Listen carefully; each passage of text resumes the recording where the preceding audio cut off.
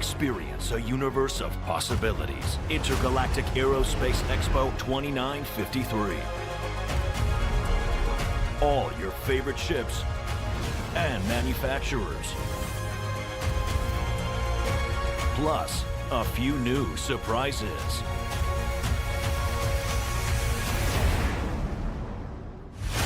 Touching down at Tobin Expo Center, November 17th.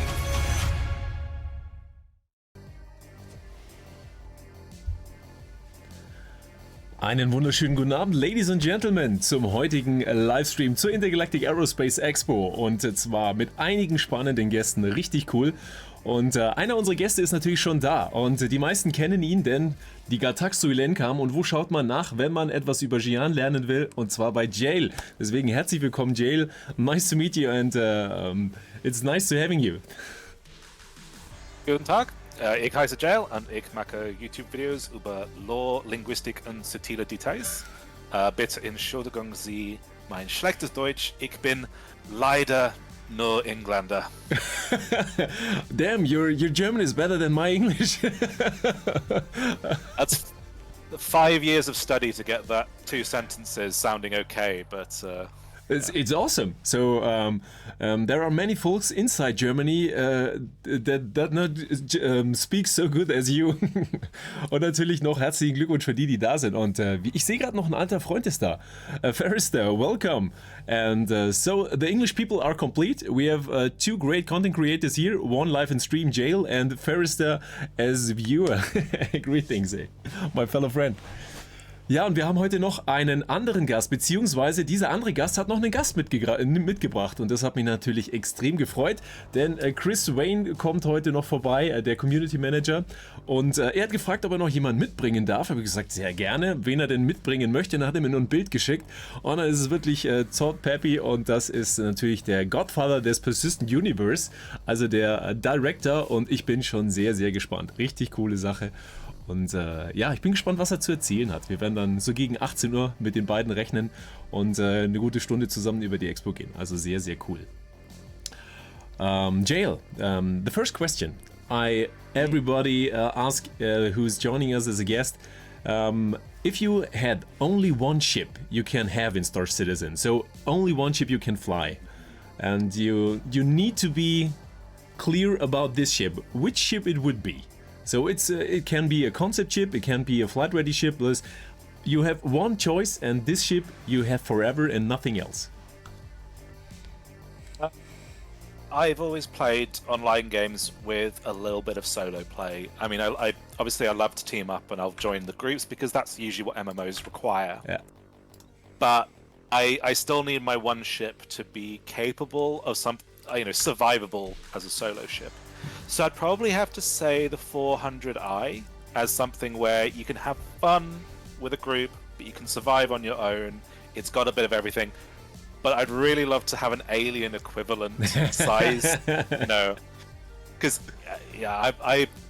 I love the new Sulen, and if I could get the capabilities of the 400i in a Xi'an or a Bano ship, that would be me.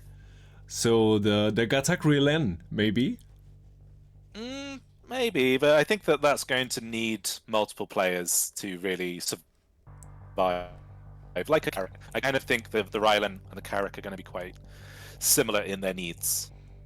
That's a good choice, yeah. For me, it's the last years it was clear it's the constellation Taurus, because as you can do everything alone, but you can bring friends.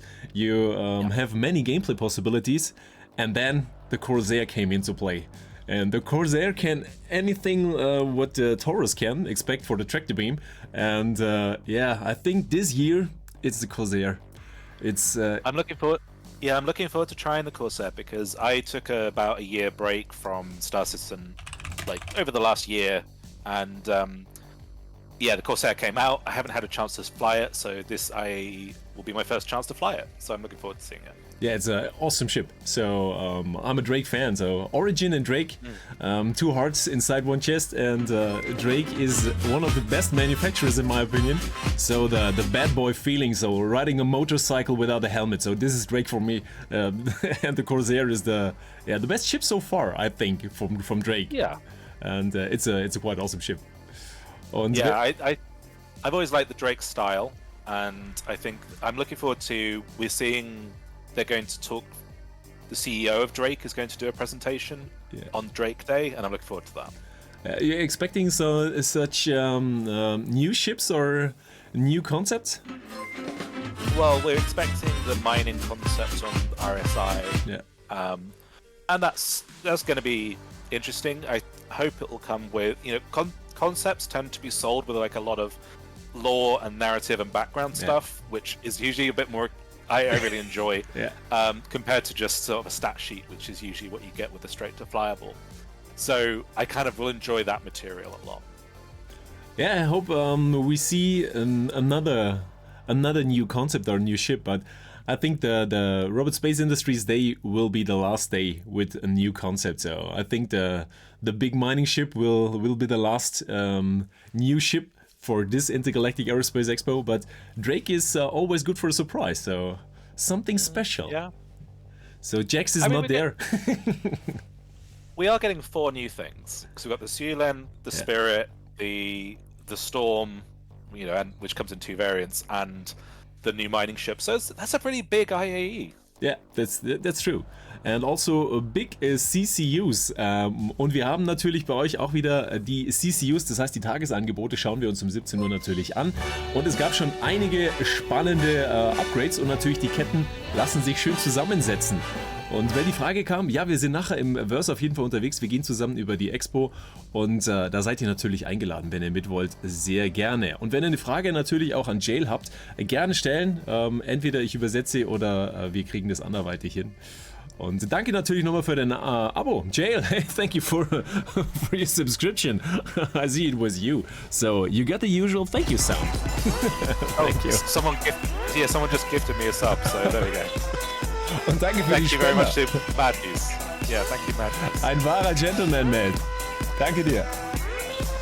That's my first Twitch sub. I haven't actually subbed to anything. So it's the first and it stays. We give you the sub every month. Great. Für die jetzt noch 8 Minuten nutzen wollen, es gibt noch ein paar Upgrades, die ihr mitnehmen könnt. Und zwar das Upgrade auf die Mercury Star Runner. Das ist das Tagesupgrade und das gibt es eben nur noch wenige Minuten. Allerdings, wenn wir mal auf Upgrade gehen und die 2 Optionen anwählen, dann sehen wir kriegen $20 Ersparnis auf dieses Upgrade. Allerdings hat es noch einen Haken. Es gab ja die Santokai auch schon als Upgrade, deswegen könnte man versucht sein zu sagen, hey, das wäre eine super Ergänzung zur Santokai. Allerdings die Santokai kommt mit der 322 und dann wird sie einen Preisanstieg haben. Das heißt, entweder ihr müsst das Upgrade gleich anwenden oder ihr lasst das Upgrade von der Santokai auf die Mercury weg, denn das wird vermutlich dann nicht mehr klappen, denn die Santokai wird wahrscheinlich um die $235 sein, was es an Steigerung mindestens hat. Das heißt, da wird das Upgrade dann nicht mehr anwendbar sein, beziehungsweise passt dann der Wert nicht mehr. Deswegen das Upgrade vielleicht nicht ganz so gut wie die Upgrades, die wir bisher hatten und da habt ihr eben noch jetzt 7 Minuten Zeit, falls jemand dieses Upgrade sich noch holen will, denn dann gibt es nämlich gleich was Neues. I just told the audience the daily upgrade deal. So the Santokai will be, I think, increased with 3.22 when it comes to life. And it's an alien ship, and you are the alien ship expert. What do you think about the Santokai? I wouldn't claim to be the only alien ship expert. There's definitely some other, the other big person in the community is Chris Harrow, who is of course a German speaker. Yeah. You must have had him on, and there's other people who are very much the Banu experts, and I'm more Shian only. The Santokai, I think, is going to be exciting because I think it is the ship that people wanted the K2Al to be.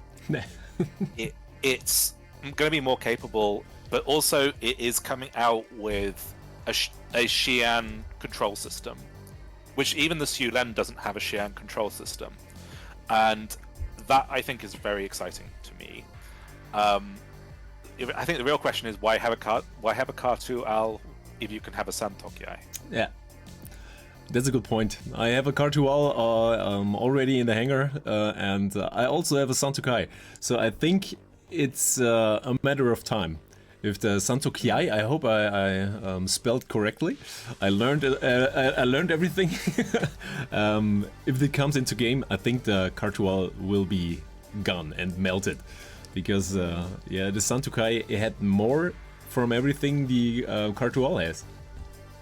Yeah, and I mean, the Kartual, it's an older model. It's still covered in just random shapes that they use as placeholders instead of actual alien labels. And I think that, if you explore the Siulen, even if you don't understand what that label means, knowing that it means something, I think is valuable. And why keep a Kartual if you can have a Suntokyo? What's your in-game handle? Just jail? Yes, jail. Actually, it's jail, then Zale Jailer, because somebody else had already taken jail. I'll just get myself signed in as well. So if you go for if you type X, I think you'll probably find me.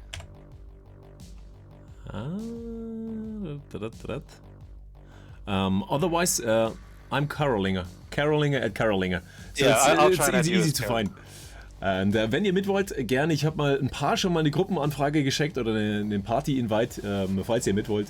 Ansonsten mir gerne eine Party-Anfrage schreiben und dann seid ihr dabei. Und Chris Harrow ist ja da. Da haben wir schon den nächsten Linguistik-Experten bzw. Alien-Experten. Und wer Chris Harrow nicht kennt, der ist für Übersetzungen die Kapazität. Also wir haben ein paar Spezialisten und einer davon ist auch ein Deutscher. Deswegen Chris, einen wunderschönen guten Abend. Schön, dass du da bist. Vielleicht unterhalten wir uns ja mal in einem eigenen Stream über deine Arbeit und können da was vorstellen. Sorry, I'm a little bit lagging behind. No problem. No problem. Yeah, I'll just add you in. Machen wir auf jeden Fall, ja. Ja, ich bin gespannt, was es heute als Tagesangebot gibt und ob es heute noch irgendeine Art von Überraschung gibt. Also es steht mal nichts auf dem Plan, es gibt mal noch keinen Leak zu Origin, allerdings gibt es mit einiges wieder zu sehen. Origin bietet nämlich eine sehr große Anzahl an Schiffen und das ist einer der spannendsten Schiffshersteller, finde ich, für eine Expo, denn es macht einfach viel her, wenn so ein dickes Ding wie eine 890 irgendwo steht. Deswegen freue ich mich drauf, Origin. Und ich habe auch einige Origin-Schiffe, die ich nicht mehr hergeben möchte. Unter anderem auch einen der Ship Showdown-Gewinner, und zwar die 600i ist ja auch mit dabei. Und den Paint sehen wir noch nicht, allerdings sehen wir viele andere Bereiche. Deswegen mal schauen, was wir heute haben. Und Zack McCrack, danke für deinen 32. Monat, das ist auf jeden Fall eine Hausnummer. Dankeschön, ein wahrer Gentleman. Danke, danke, danke. Ja, dann hüpfen wir mal rein. Ja? Yeah? You will say something? I think I'm going to spawn at Clasher because I've been a naughty boy. Yesterday I just remembered that this happened. I was trying to leave IAE and I was trying out the new Storm tank, and I drove out and it was dark and there was someone and I ran them over, and now I'm stuck in Clasher. So I'm sorry about that. It was only a level 1 crime stat, but yeah. This happens. This happens for such events, and Theo. Okay. I'm being released. The logo was wrong. Oh, I deactivated. So back in the game. I'm at how long do you need to stay in Clasher? Or should we come and save you? I've saved my time. Okay. It's just I'm leaving now.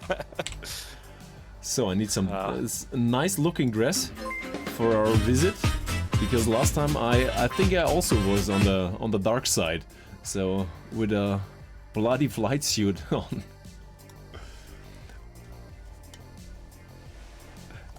First I get back to work, Varister. Good work, rest work day, and see you soon later. Und Kuni, danke für dein Follow und einen wunderschönen guten Abend, grüß dich. Gut, wir ziehen uns mal was Schickes an. Diesen schrecklichen Ambrose Suite ist mit das hässlichste, was man anziehen kann. Das schreit doch fast danach für Origin. Ja, eigentlich müssen wir da einen Anzug anziehen. Eigentlich müssen wir doch da was Schickes tragen. The last video from you for the Gataxuilen, or the videos, it was more than one. I really enjoyed it. For you, I think this new ship give you some more insights and details about the language and the styling. It was pretty exciting, huh? Yeah, I mean, Gatak is a new style to us, which is always exciting to see. But it's interesting that there were labels on all the components, and these came from a texture file that they'd only used 50% of it for the SULAN, and there's another 50% that implies the larger ship. So I kind of was theorizing that this might come from the large ship from Squadron 42. There's a large Gattac ship there. It was already in the trailers, or it's only in the game files for Squadron? It's in the trailer. It's in the I Held the Line trailer. I have I have a video about that, and yeah, I think that is the that's probably going to be the source of some of this. Awesome. Hang to. And I was able to translate the English version of your first part of the analysis of the new Squadron 42 trailer. For the German folks, it was an honor to see something like this, and there are some more. Maybe later we take a snap into the ranks and uniforms. It was a great video to see the details of these different ranks of the Navy. So how long did it take? It took a good couple of days doing that. It was mostly that one was a lot of detail on the art of how they have drawn the ranks, because they have a rank patch, and yeah, that took like quite a bit of work to get right. Yeah, I thought about how many hours you sit and take a deep dive into these uniforms, and it's but they make good videos. They're the kind of videos that I want to make, and if I make a video that takes me 100 hours and it only gets 10 views, well, I've enjoyed making the video. I'd rather do that than make a video that I'm not proud of. So that's the most important part.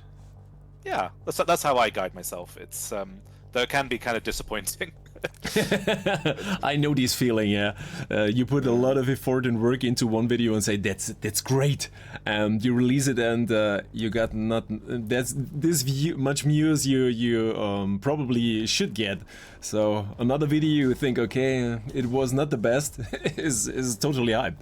It's crazy. I think what hurts about that is that actually amongst our system communities, all the videos do about the same. It's whether YouTube will decide to put it to other people. Hi friends, it's your... And if they never have the video put in front of them, they can never watch it. So ja, that's absolutely correct.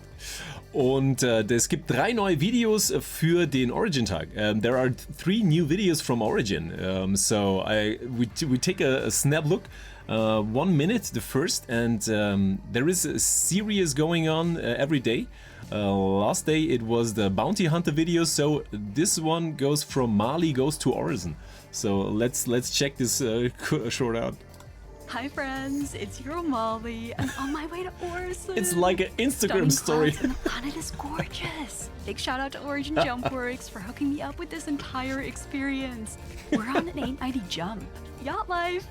Origin Jumpworks has totally pulled out all the stops for this special intergalactic aerospace expo series. What a mouthful. But love, they totally hooked me up with the most luxe ride, the most happening cities in Stanton. Bye, Origin crew. Not sure what this is, but my niece will live for it. Look at Crusader HQ. Just standing here makes me feel rich. So apparently they're storm walls, not whales. Had to get a picture of the statue, duh.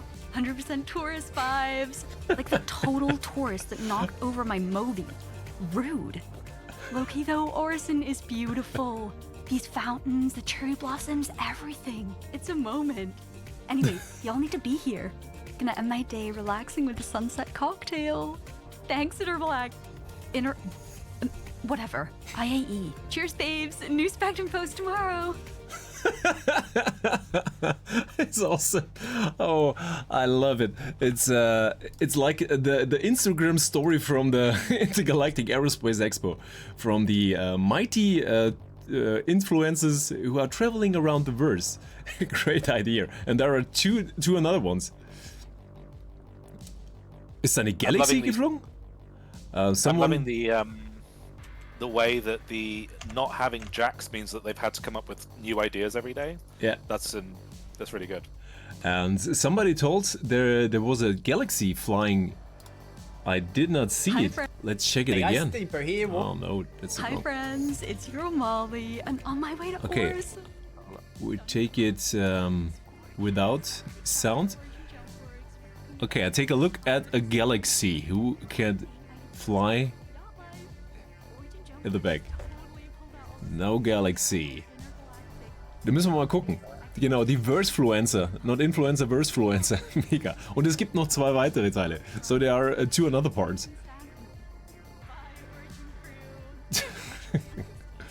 Bin gespannt, wer das gesprochen hat. Anna Dimitriou war es, glaube ich, nicht. So the voice actor from this girl is had the perfect voice for this. In front of the hotel. So, we check it out. Da hinten ist eine 890. Was it a galaxy or was it a? It should be a galaxy. Clendatu told me.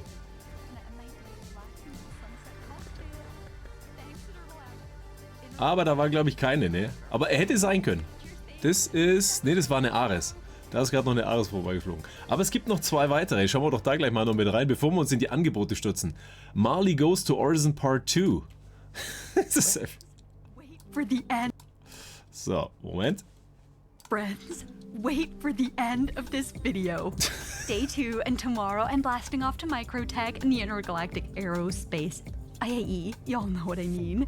Light workout before my Stormwall tour. I'm Ein seriously bisschen so Yoga, excited klar. for this, and want to say thanks again to Origin, my amazing Da sponsors. ist gerade ein Schiff explodiert. There was a ship Obsessed with exploding these in the whales, background. Stormwalls. See, I'm learning. The person in this costume. I mean, how adorable. And on this shuttle thing, Adorable. guys, way less fancy than the Origin one, and full of tourists.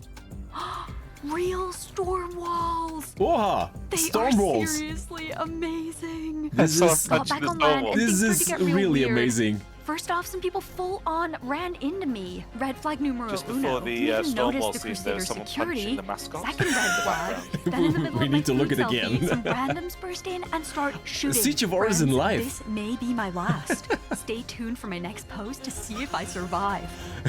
Stay tuned for my next view if I People are survived. obsessed with these whale storm walls. Okay, See, I'm we look. learning.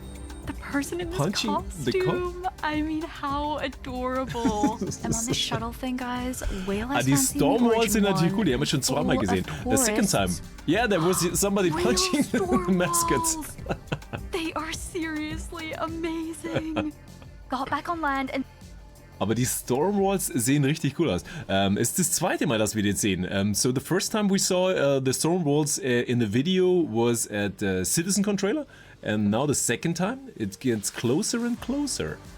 So maybe soon TM. got back on Yeah, land they and can things let started to them get real. loose, but I think I'll know what will happen to them as soon as they're in the game. Yeah, I think everybody is hunting them, trying to fly into them. I think there will be some nice explosions with Stormwalls in the background. This could be good for my YouTube channel because before my recent videos, my most successful videos were Star System sea shanties. So a lot of them about hunting whales. A lot of songs about hunting whales. And the last part, so we have a third part for Marley Goes to Orison. And this one is 2 minutes, the last thing. Let's check this out. Let's see if she survived. Oh my god. Yeah. What happened? My head. They must be like pirates. I'm gonna keep rolling, see what happens.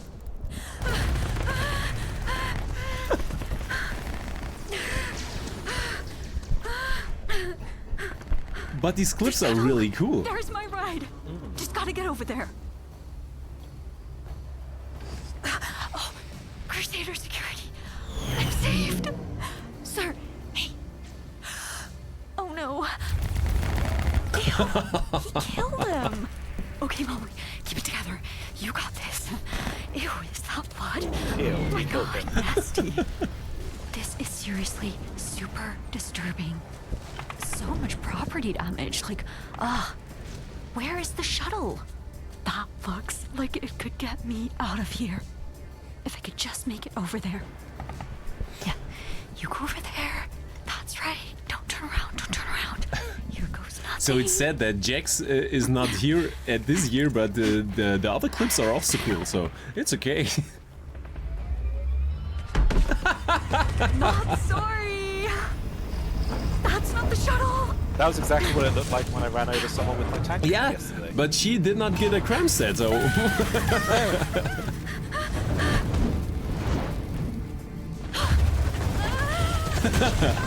She's on a killing spree. Is this day supposed to promote Origin or Grey Well, Cat's friends, buggies? that was And this kill wild, from the right? Catalyst with the And now, PTV. Here I am back on this Awesome. lovely 890 jump and headed to New Babbage for the IAE. Once again, basking in the opulence of the full Origin Jumpworks experience. It obviously takes more than fanatical pirates to slow me down. See you at the expo, babes. See you at the Expo, Babes. Geil, richtig cool gemacht. Richtig gut. Okay, das war's für diesen Tag. Dann schauen wir uns mal die Angebote an. Was gibt's zu kaufen? Aktuell, beziehungsweise was für ein Angebot gibt's? Die 100i natürlich gibt's wieder $50. Das ist der Standardpreis, da hat sich nichts getan. Einsteigerschiff hat eine gute Reichweite. Für Pyro wird's interessant oder für allgemein Systeme, wo man weiter weg muss. Die 125a, die Variante mit etwas mehr Feuerkraft, allerdings nur im Bereich der Raketen. Ansonsten die gleiche Ausstattung wie die 100. Also die Komponenten unterscheiden sich ein bisschen. Die 135C ist dann ein bisschen spezieller, die hat mehr Cargo, die hat hinten einen kleinen Frachtraum und ist ein Schiff, was auch in eine Carrack reinpasst. Also gerade noch in eine Carrack mit einem kleinen Frachtraum hinten drin, sozusagen ein Pisces-Ersatz, wird knapp, aber es geht. Und das finde ich die spannendste Variante, allerdings ist die sehr teuer. Also da zahlen wir schon $65 und das ist für ein Starterschiff dann schon relativ viel, weil sie wirklich recht schwach auf der Brust ist. 300i, Klassiker. Da haben wir auch, sagen wir mal, alles, was man so machen könnte. Eine relativ gute Bewaffnung, ja, eine mittelmäßige Wendigkeit. Man hat allerdings ein Bett mit dabei, man hat einen kleinen Frachtraum mit dabei. Und das ist das Schiff, was ich mir neben der Aurora original geplätscht habe. So, when Star Citizen started, I pledged 2013 the Origin 300. And the transformation of the ship over the years was exciting to see. From the original concept to the actual, and I think there will be another rework if we see some more ship reworks in the future. The only ship to ever get the paint system that the fans want, as opposed to the paint system Yeah. that the marketing department wants. And after this, it was gone. The system was never be replaced. Und die 890 ist schon wieder ausverkauft, ja, nach wenigen Sekunden. Wir zeigen euch nachher gleich noch einen Trick, wie ihr die reduzierten, sage ich schon, die exklusiven Schiffe, die nur in Wellen verkauft werden, zu limitierten Zeiten, wie ihr da eine bessere Chance drauf habt. Gucken wir uns gleich mal noch an. Die 315P, jetzt sehr spannend geworden. Exploration Pathfinder und sie hat einen Tractor Beam vorne in der Nase. Allerdings leider, und ich habe es im Test auch schon mal gesagt von allen Tractor Beams, wenn ihr damit etwas an der Nase sozusagen packt, der ist fixiert, dieser Tractor Beam. Ihr müsst also das Schiff bewegen, damit sich die Ware bewegt. Und ihr könnt damit nicht schnell wegfliegen, sondern es geht wirklich nur in Schrittgeschwindigkeit. Deswegen aktuell die Frage, was man mit dem Ding macht, wenn der Traktorstrahl nicht, sag ich mal, mehr Power hat und man damit auch schnell wegfliegen kann. Weil so hat man einfach einen Traktorstrahl und kann ihm beim Ein- und Ausladen helfen. What do you think about the 350p? Because the tractor beam is fixed and you cannot move fast if you catch something with it. Yeah, that seems a bit limiting, like compared to the other ships with tractor beams, which have more flexibility. Yeah. I hope there is something coming, so you can short take some loot and leave and run fast. So I hope this will be coming for the 350p. Yeah, like they need to work out their gameplay for that, I think. Yeah. But this was another big point. Later when our CIG guests will be there, this is a question for them. The features of Star Citizen over the years are point by point, small steps every count. And this year, with starting CitizenCon, to this point, there are so huge and massive gameplay mechanics, pyro, feature complete Squadron 42, there are a lot of features coming into a small time area, and it is impressive. I hope this will go on and not stop here and we wait another year. Yeah. I mean, it's been the biggest content year for Star Citizen, I think, ever. Yeah. With Pyro, they've never done so much content in such a space of time. Definitely, yeah. What I would like to ask them, and I hope I get the chance, is how do they review it? How do they look back at what they've accomplished this year and actually learn from it, rather than just moving on? Yeah. I hope they can keep going the pace they made, and I think it's a good start to start this year with the first Pyro playtest. You got the Squadron 42 feature complete, so you can start polishing. We already saw the live gameplay demo of the first server meshing iteration, so I think this year can be a real good year for Star Citizen. So the big points everyone was joking about, so it never comes out and now it is here. So yeah, I think it's a good year for Star Citizen. Yeah, I agree. Die 325A ist die Fighter-Version von der 300er Serie, hat nochmal einen deutlich besseren Punch, nochmal eine größere Kanone unter der Nase, hält ein bisschen mehr aus und sieht auch ziemlich schick aus. Allerdings würde ich sie aktuell vom Preis von $70 würde ich andere Schiffe bevorzugen, auch beispielsweise eine Titan Avenger. Die ist nochmal vom Gesamtpaket, bietet sie nochmal mehr, dafür hat Origin mehr Design und mehr Style. Also auf jeden Fall ein Gegenspieler. Und ein Schiff, was aktuell, finde ich, ziemlich nutzlos ist die 350R, weil für ein Racing-Schiff ist sie einfach zu groß, zu schwer, zu träge. Sie ist zwar schnell, aber es gibt halt viele kleine Racer, die einfach deutlich mehr Spaß machen in dem Bereich. Aber man kann sie eben auch für längere, so Langstreckenrennen könnte man sie nehmen, weil sie hat ein Bett mit dabei. Also da geht noch was an Optionen, aber sie ist halt recht groß für einen Racer. Und die Fury LX, genau, im Racing-Sektor, da geht gerade nichts drüber. Und das Special Upgrade Offer ist die 400i. Und das ist das Schiff, was Jay vorher angesprochen hat. So we are at the 400i, today's Special Upgrade Offer. So let's check what we get. Upgrade now. Und wir sparen $20. $20. Mit 10 Jahren Versicherung gibt's. Und das ist auf jeden Fall wieder passend zur bisherigen Upgrade-Kette, die wir bisher hatten, wenn man jetzt die MSR mal außen vor lässt. Aber bei den anderen Ketten konnten wir schon gut $60 sparen. Und das günstigste Upgrade wäre auch hier die Santokai oder Raylan. Die Santokai, wie gesagt, wird einen Sprung machen auf ungefähr $235 und da würde dann diese Ersparnis ziemlich schrumpfen, beziehungsweise auch vielleicht nicht mehr möglich sein. Müssen wir nochmal durchrechnen. Also das könnte vielleicht ein trügerisches Upgrade sein, was mit dem Erscheinen der 322 dann vielleicht nicht mehr direkt möglich ist. Müssen wir mal gucken. Wir werden es nachher nochmal durchrechnen. Aber ansonsten die Raylan wäre noch eine Upgrade-Möglichkeit. Das wäre die günstigste. Da könnte man sie sich für $5 könnte man sich ein Upgrade sparen auf die 400i. Und die könnte nochmal ein Upgrade, was den Preis betrifft, bekommen, weil aktuell ist es ein Exploration Touring Schiff. Eigentlich soll es allerdings ein Pathfinder sein. Also die ist sozusagen bestätigt worden. Allerdings, weil die Pathfinder-Möglichkeit noch nicht drin ist, läuft es aktuell als Exploration Touring. Wird ein spannendes Schiff. Und Sentinel schreibt, der erste Pledge war eine Mustang Alpha, dann kam die 300i, dann die Titan. Ja, dann ist es eskaliert, so ging es bei mir auch. Jay, what was your first ship in Star Citizen? What was your initially pledge? I think it was a Freelancer DUR, and that lasted a long time in my hangar, but eventually that became a Carrack. So, always an explorer at heart.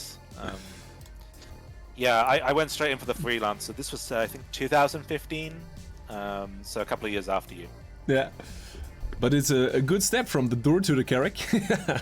yeah, pretty big step. But one of the best exploration ships, I think. It will stay for a long time at this position. Yeah, it needs another update, really. I got rid of it when it was very overdue an update, and now it's kind of feels like it needs another one. So I don't know. Maybe the freelancers need more love. Yeah, I think there will be a rework. With the component rework, I think the Freelancer, there is so much empty space actually in the whole ship series, so much space you could use for components or other gameplay mechanics. So I think the Freelancer will be a great ship if the rework comes. Yeah, this is the problem they're going to find, though. Everything needs a rework to get to gold standard. It'll take a long time. Ja, ja. Die 400i, wie gesagt, ein spannendes Schiff. Sie hat vorne in der Nase eine Garage für ein Bike, dann einen Raum für 3 Personen, allerdings keinen Gästeraum. Also wir haben jetzt hier kein Touring-Schiff in dem Sinne, dass wir viel Passagiere mitnehmen können, sondern es sind eigentlich für die Crew. Die schlafen auch zusammen in einem Quartier und dann hat der Captain nochmal ein Quartier und es ist alles sehr kompakt, würde ich sagen, weniger ausladend als bei anderen Origin-Schiffen. Deswegen finde ich vom Aufbau her die 400i sehr spannend. Bin ein Fan, sie ist relativ schwach bewaffnet mit 2x Size 4. Das haben wir schon bei kleineren Einsteiger-Fightern. Allerdings hat sie noch einen oder 2 Remote-Türme und sie hat die Möglichkeit, noch recht viel einzustecken. Ist ein sehr schönes Schiff und eben, wie gesagt, später mal ein Pathfinder. Und einen wunderschönen guten Abend, Cowboy. Grüß dich, schön, dass du da bist. Die 600i, und zwar die Explorer, das ist das Schiff, was ich auch schon ganz lange im Hangar habe und finde ich eine sehr spannende Kombination, denn man hat extrem viel Feuerkraft, 3x Size 5 für einen Piloten und sehr viel Raketen. Sie kann sehr, sehr viel aushalten, ist allerdings etwas träge natürlich aufgrund der Größe, aber bietet extrem viel Gameplay. Bekommt auch noch ein Rework mit einer Medbay T2, also man kann drin spawnen dann später. Man hat die Möglichkeit, einen unser Rover mitzunehmen oder einen G12, also sehr, sehr groß und sehr effektiv. Später bietet sie sozusagen alles auf einmal und deswegen 600i Explorer ist ein Riesending. $475 ist allerdings auch eine Hausnummer. Deswegen sollte man sich da überlegen, ob es die sein muss, denn es gibt die 600i als Touring-Version und da haben wir zwar nicht die Möglichkeit, viel Fracht und Fahrzeuge mitzunehmen, allerdings sehr viele Passagiere. Also für VIP-Transport ist die 600i Touring eine sehr, sehr coole Sache. Aber auch eben ziemlich teuer. Günstiger ist die 85X und das finde ich eines der interessantesten Snap-Schiffe, denn sie ist mit einem Co-Pilotensitz ausgestattet, der einen Zugriff auf einen Remote-Turm hat, zusätzlich zur Bewaffnung, hat einen Quantum Drive, kann überall gespawnt werden und sieht cool aus und ist sogar für Racing eigentlich gut. Also sehr, sehr cooles Schiff und vergleichsweise günstig, also der perfekte Einsteig für Origin-Schiffe. Und natürlich der König oder die Königin, die 890 Jump, innerhalb von wenigen Sekunden ausverkauft. Und deswegen würde ich kurz mal darauf eingehen, wie ihr euch sowas holen könnt. Also wenn ihr eines der limitierten Schiffe haben wollt, über die Expo, und wenn ihr drauf geht und wartet, bis die Seite auf ist, und sie dann hier auf Add Card klicken wollt, dann sind die meistens ausverkauft in Sekunden. Also selbst die Warbound-Varianten dauern maximal 2 Minuten vom Erscheinen, bis sie komplett ausverkauft sind. Wie könnt ihr sowas also kaufen? Da gibt es einen kleinen Trick, beziehungsweise mehrere. Und zwar, ihr geht einmal auf den Pledge Store und dann im Pledge Store auf Extras, All Products. Da könnt ihr dann das Schiff, was ihr haben wollt, dieses limitierte Schiff, zum Beispiel die 890, einfach eingeben. Und dann habt ihr sofort die Möglichkeit, das in den Warenkorb zu legen, ohne über die Eventseite euch mehrmals klicken zu müssen. Und das funktioniert zum Beispiel auch für Schiffe, die noch kommen. Wenn zum Beispiel Drake kommt und ihr eine Kraken kaufen wollt, gebt ihr einfach hier Kraken ein. Und er findet nichts. Ihr refresht und mit 17 Uhr kommt sofort dann die Kraken hier als Treffer, ohne dass ihr auf diese Eventseite warten müsst, sondern direkt auf den Shop. Das heißt, ihr spart euch sehr viel Zeit. Und der zweite Tipp ist, wenn ihr nochmal zur 890 hier rankommt, dass ihr sie in den Warenkorb legen könnt, allerdings dann zu lange braucht beim Zahlprozess und die ist schon ausverkauft, lasst sie einfach in eurem Warenkorb. Weil wenn sie in eurem Warenkorb ist, dann bleibt ihr auch für die nächste Welle im Warenkorb. Und bei der nächsten Welle könnt ihr euch dann wiederum die Zeit sparen. Denn es gibt für jeden Schiffsverkauf mit den limitierten Schiffen 3 verschiedene Wellen. Und dann wartet ihr auf die nächste Welle und klickt einfach schon auf euren Warenkorb. Da ist sie dann drin. Jetzt hier zum Beispiel als Beispiel die Suilen. Dann könnt ihr alles schon vorbereiten. Und wenn sie dann da ist, drückt ihr nur noch auf Kaufen, fertig und dann habt ihr sie. Und das ist eine sehr, sehr sichere Sache.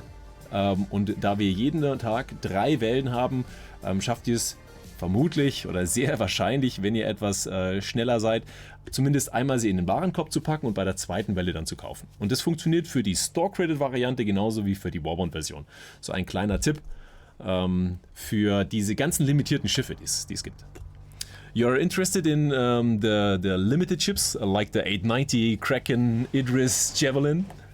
If I could ever afford those, I mean, I'd rather enjoy someone else's.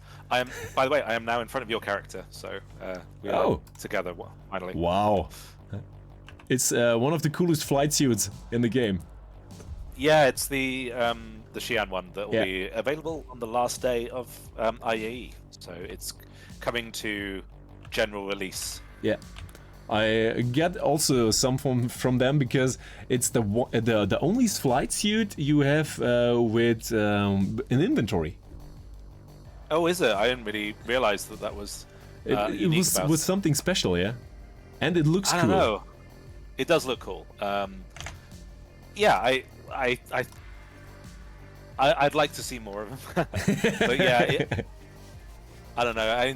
Initial concepts for Xi'an armor were a lot more like block-like and sort of more like they kind of look like dice, I'd say, like Dungeons and Dragons dice, lots of flat faces, and then they changed to go more like this.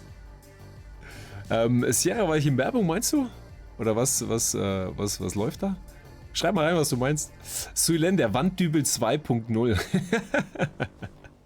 Da haben wir den G12 Rover. Das ist natürlich noch ein Konzept, auch $60. Und der ist auch schon relativ weit, den sehen wir die nächste Zeit. Gibt es in verschiedenen Varianten. Einmal nochmal als Kampfversion mit zusätzlichen Raketen, nochmal $5 teurer. Und auch nochmal als Racing-Variante. Das sind die G12s.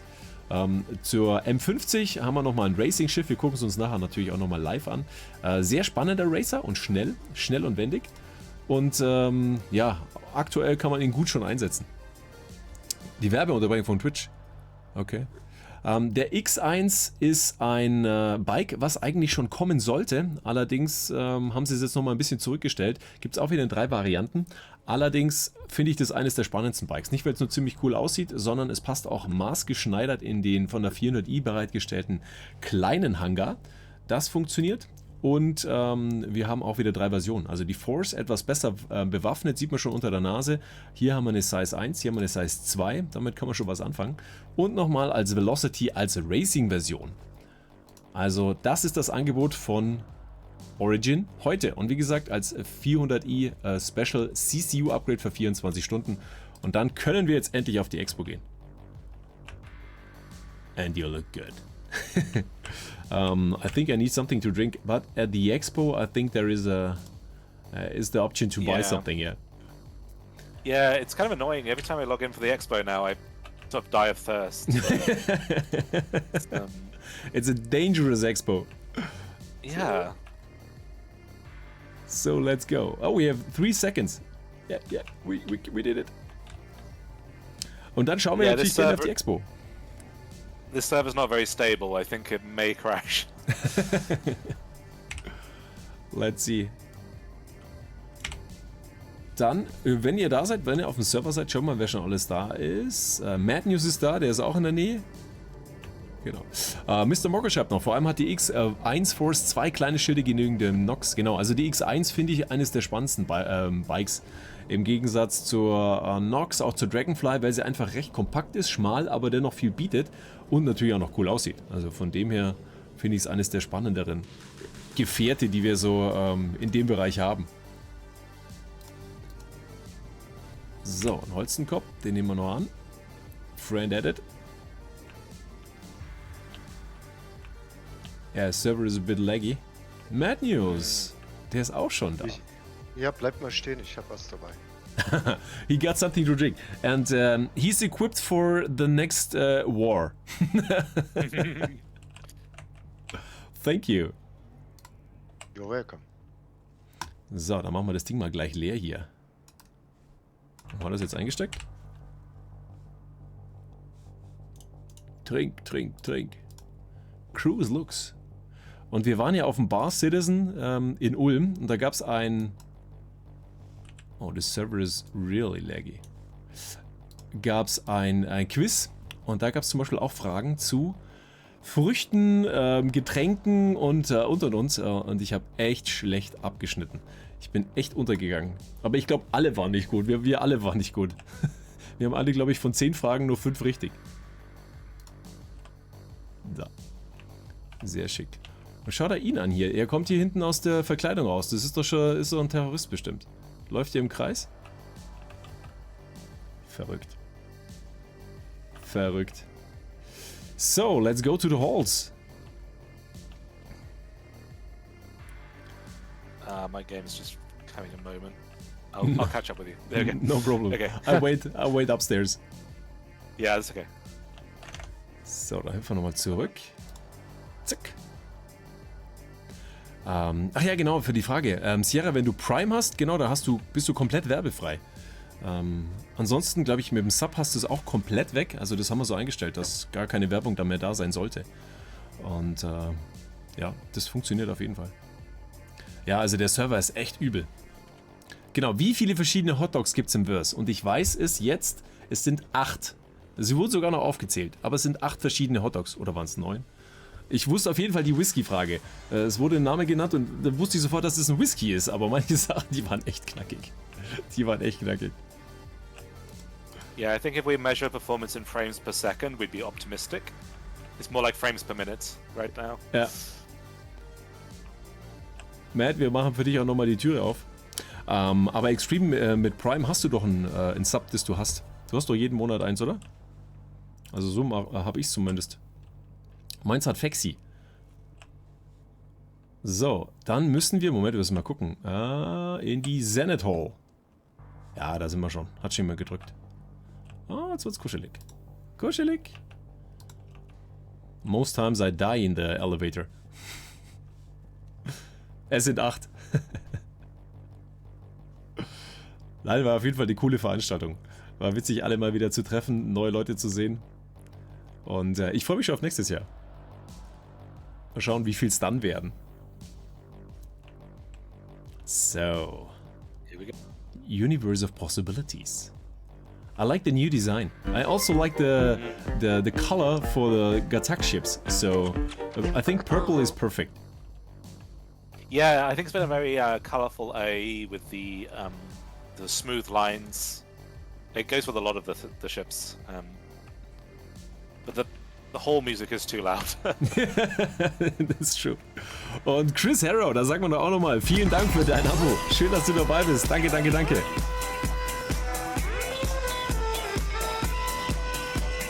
Genau, wenn man Amazon und Twitch verbindet, hat man keine Werbung. Genau, das war's. Und da sehen wir schon, das ist natürlich also das finde ich jedes Mal wieder effektiv oder sehr effektvoll bei Origin, wenn halt die 890 Jump gerade so in die Halle reinpasst. Also bis auf ein paar Meter haben sie das so gemacht, dass gerade die 890 reinpasst und es ist halt einfach ein Monster von einem Schiff.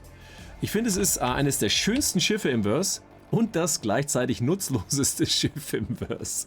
Es gibt viele, die sind absolute Fans von der 890. Ich bin's nicht. Ich bin kein Fan der 890. Aber ich finde es gut, dass viele die 890 gerne haben und mögen. Aber für mich, wie gesagt, ein Schiff, das wenig Nutzen hat. Deswegen, ja, schreibt gerne mal, was ihr von der 890 haltet. I told the audience the 890 is one of the most beautiful ships, but the most useless in my opinion, actually. Yeah, she's beautiful, but what can you really do with her other than just fly around? But I mean, for me, it's always the visual impact of these big ships when you walk up to them and they tower over you, and the 890 jump does it better than most. Yeah, the feeling you have inside this ship is exciting. So if you own one or you just fly one, you can rent it for free. So rent it, fly it, and it's a unique feeling in this big, massive, luxurious ship. Das ist echt der Wahnsinn. Aber für mich, wie gesagt, mein Schiff der Begierde ist dieses hier. Und zwar die 600i. Weil, ja, das ist für mich so der Sweet Spot. Du hast Luxus, du hast Feuerkraft, du hast genug Verteidigungsmöglichkeit, du kannst alles mögliche mit dem Ding machen. Du hast Frachtmöglichkeit, du kannst Passagiere mitnehmen, du hast Fahrzeuge, also alles sozusagen, was eine Conny auch kann, aber halt in schöner und in etwas luxuriöser und doppelt so teuer. Also Origin macht schon immer was her. Ist schon schick.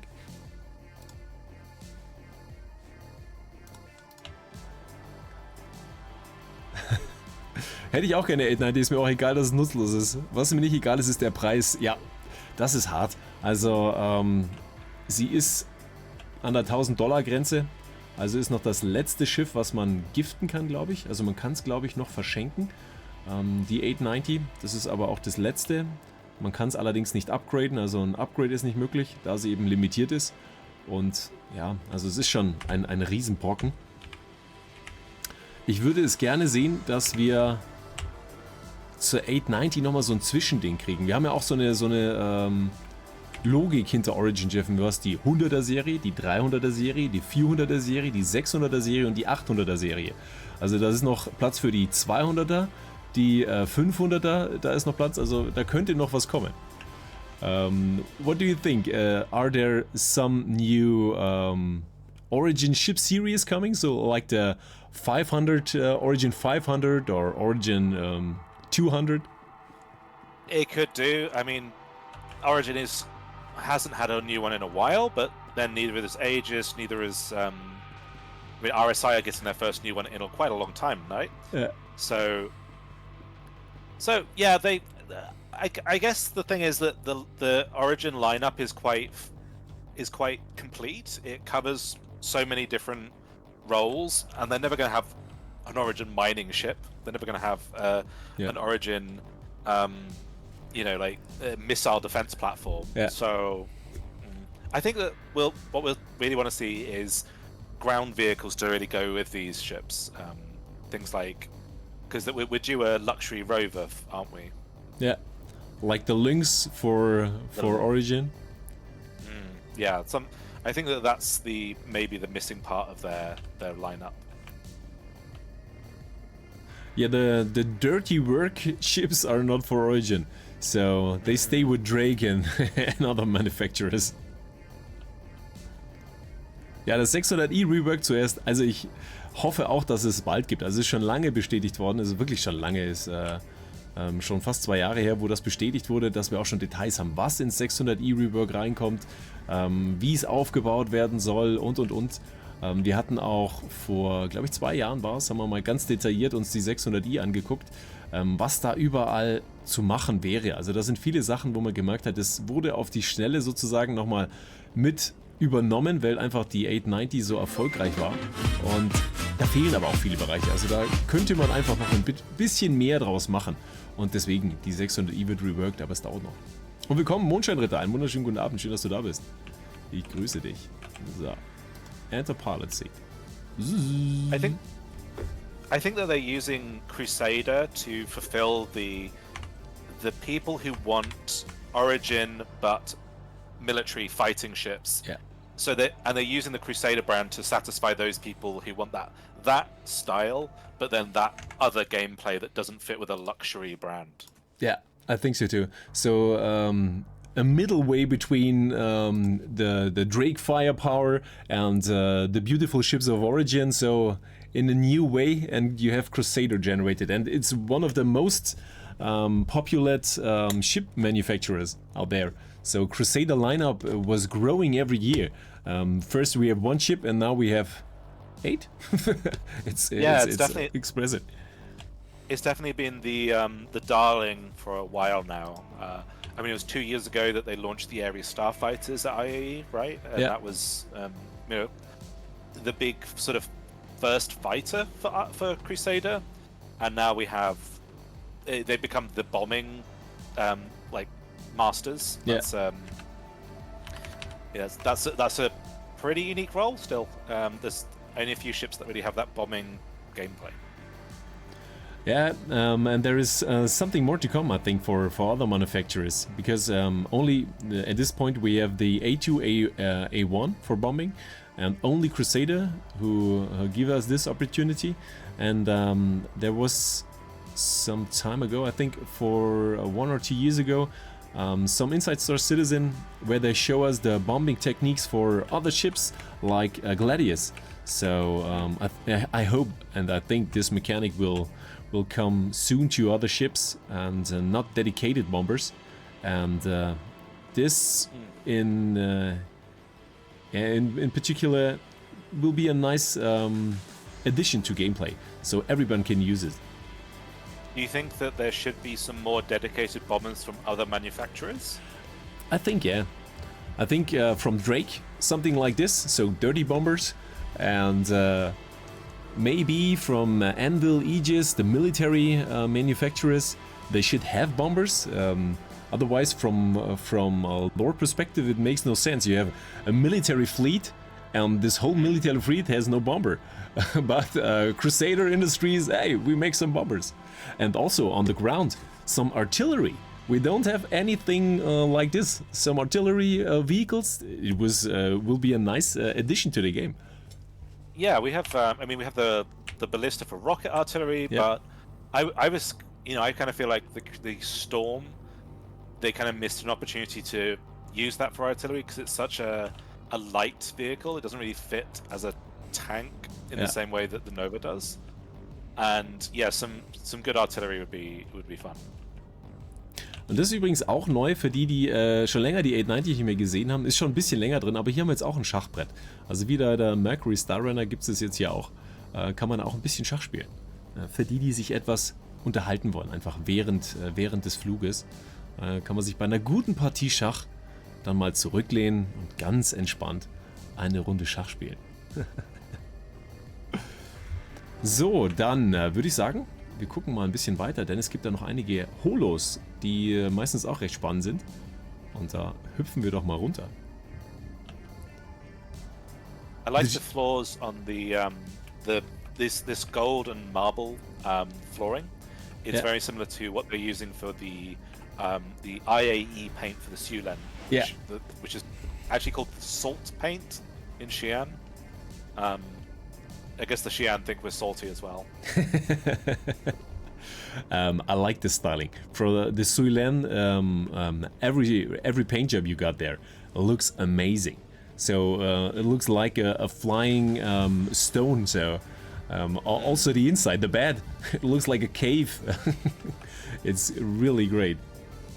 Yeah, there's a lot of beauty in it, and particularly even the ambient sounds when you're in the bedroom. They have like a running water sound hidden in the soundtrack, and it has this subtlety of sort of like natural tranquility. It's great, and also the small details at the Suilen. So not only the transformation optics and the mechanics they built into it, so the small details, the refueling port, it comes out and looks also like a big stone who's coming out. It's great. Yeah, and the whole, I mean, the transformation is great. I never tire of just seeing it like transform as it lands, and I've been trying to practice to make sure that looks nice and elegant when I do it. You ever tried to land the Suilen without two of the wings? I haven't yet, so that sounds a bit more challenging. Yeah. I think you need to- You can go outside of the ship, but you never came inside. Well, at least it has an ejector seat. Yeah. So let's take a look at the Holo Room. Yeah. Geheime Gänge gibt es da noch nicht, Hawk, genau. Also bei der MSR haben sie das ja mit eingebaut, die kam dann etwas später. Da gab es eben diese ganz vielen geheimen Räume, die haben wir bei der 890 nicht, aber obwohl es da eben auch genug Platz gegeben hätte, auch bei anderen Schiffen. Deswegen fand ich das auch cool, dass sie das da eingebaut haben. Diese geheimen Gänge haben wir jetzt auch in Pyro viel gesehen, also die Technik haben sie jetzt weiter genutzt. Aber eben bei älteren Schiffen gab es es noch nicht. Und es gab jetzt seitdem auch keine neuen Schiffe, die Gänge hatten. Da war die Star Runner jetzt aktuell die einzige. Da sind nochmal die M50 und die 85X, also beides eigentlich auch Racer. Auch die 85X. Das Schöne bei der 85X ist natürlich, du kriegst noch einen Co-Piloten mit rein. Also bei der M50 als reinem Racer Einzelsitzer fliegt sich wirklich sehr gut, macht richtig Spaß, aber ist halt wirklich komplett auf einen. Bei der 85X können zwei reinsitzen und die ist auch ein guter Racer. Das heißt, wenn ich mich entscheiden müsste, wenn ich nur einen mir holen würde, würde ich wahrscheinlich die 85X holen. Die ist zwar nicht ganz so gut, spezielles fürs Racing, aber hat halt so einen Mehrwert. Bei der M50 zum Beispiel gibt es auch noch ein Feature. Ich versuche mal näher ranzukommen. Hallo? Da. Und zwar... Was? Das ist schwer gerade. Ich versuche es so zu zeigen. Und zwar die hinteren Engines, also die Triebwerke, die beiden. Das ist ein Feature, das eigentlich auch schon länger kommen sollte, und zwar, dass die modular sind, also dass wir die tauschen können. Verschiedene Racing-Bauteile, dass wir sozusagen durch Tuning der verschiedenen Komponenten das dann auch visuell dargestellt bekommen und wir eben sozusagen unsere Triebwerke tauschen können. Aber das wurde auch mehrfach verschoben und da haben wir jetzt schon länger nichts mehr dazu gehört. Ja, genau. There were some who mentioned the secret doors and secret capabilities of the MSR, and the 890 has some space left, so they can do something inside this ship, but it's not a smuggling ship. Yeah, it would be nice if the larger ships had that kind of. They did it with the below deck, Yeah. but the idea that there's sort of corridors behind the nice corridors for you to explore and have for your maintenance needs. That stuff's always very exciting to have like multiple ways of getting around a ship that large. Yeah. So the Jeffrey holds from Star Trek. Yeah, exactly. I kind of hope that they do that more with their large ships. Yeah, it is a cool addition. So hide and seek inside the MSR, you can spend a whole afternoon. Das ist jetzt eben die 85X und die sieht eben nicht nur schick aus, sondern hat eben auch Platz. Jay steigt jetzt auch noch mit ein und du hast hier ein wunderschönes Cockpit für zwei. Sie ist trotzdem sehr schnell und wendig, hat eine gute Bewaffnung, also für so einen kleinen Snap, und wenn der Co-Pilotensitz nicht benutzt wird, dann hat auch der Pilot Zugriff auf die beiden zusätzlichen Waffen. Also gar nicht zu unterschätzen, die 85X. Sieht man aber sehr, sehr, sehr, sehr selten. Hat auch einen Quantum Drive und kann eben an jedem kleinen Fahrzeugpad auch gespawnt werden und passt auch in viele Sachen rein. Das Einzige ist, dass er zum Beispiel in eine Corsair nicht reinpasst, wegen der Flügel, weil die noch so ein bisschen einen Ticken zu lang sind und sich nicht aufstellen lassen. Aber sonst sehr cooles Schiff. I like this ship so much. Yeah, it's one of the most beautiful ships. Yeah. I think that it's small but perfectly formed, and it really feels like it being inside a luxury car. It could be from BMW, so Yeah. Bavarian Or Jaguar. manufacturer. Jaguar just down the road from me. Yeah, it also makes sense. I'm gonna struggle to get out now. That's a feature. Yeah, you don't want to leave.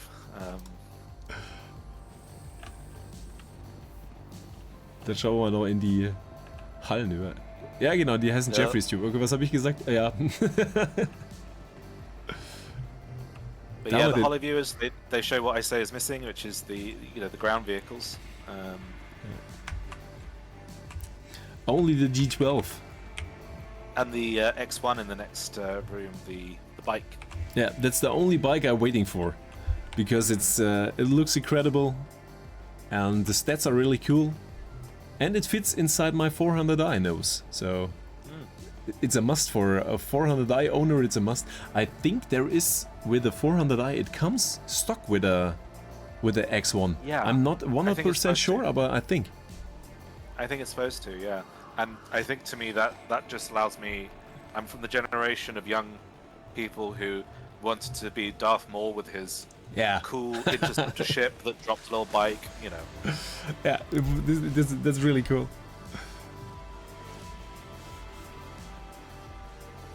Der G12 oder nee, was wir gerade gesagt hatten mit den Bikes, ist die X1 natürlich ein sehr spannendes Bike, weil sie einfach nochmal für die 400i gemacht ist oder eben die 400i drumherum gebaut ist. Und ich glaube, sie ist bei der 400i dabei. Also wer eine 400i hat, sollte die, glaube ich, dann auch bekommen.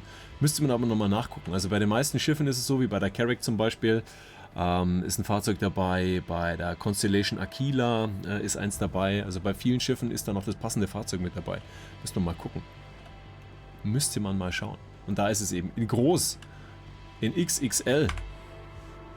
Das ist die X1, allerdings ziemlich rudimentär. For me, the holo looks not finished. It's definitely a more simple model. Yeah. But that doesn't mean much. I mean, the Santokyai model from Alien Day was very simple, but that ship's about to release. Yeah. So yeah, I don't think that they update these to reflect their current state of development. Yeah, I think so too, because the last expo we seen a detailed model of the X1, but in small, and this one is huge. Genau, und der G12 ist zum Beispiel bei der 600i dabei, bei der Exploration-Variante, genau. Also bei vielen ist es dabei, aber ich weiß eben nicht sicher. Ich glaube schon, dass bei der 400i der mit dabei ist. Also bei der 400i müsste die X1 mit dabei sein, aber ich bin mir nicht 100% sicher. Muss mal gucken, Holzenkopf. Wir können gleich mal schauen, aber das ist mit dabei. Also wenn du eine 600i Exploration Variante hast, ist es dabei. Da ist es sicher.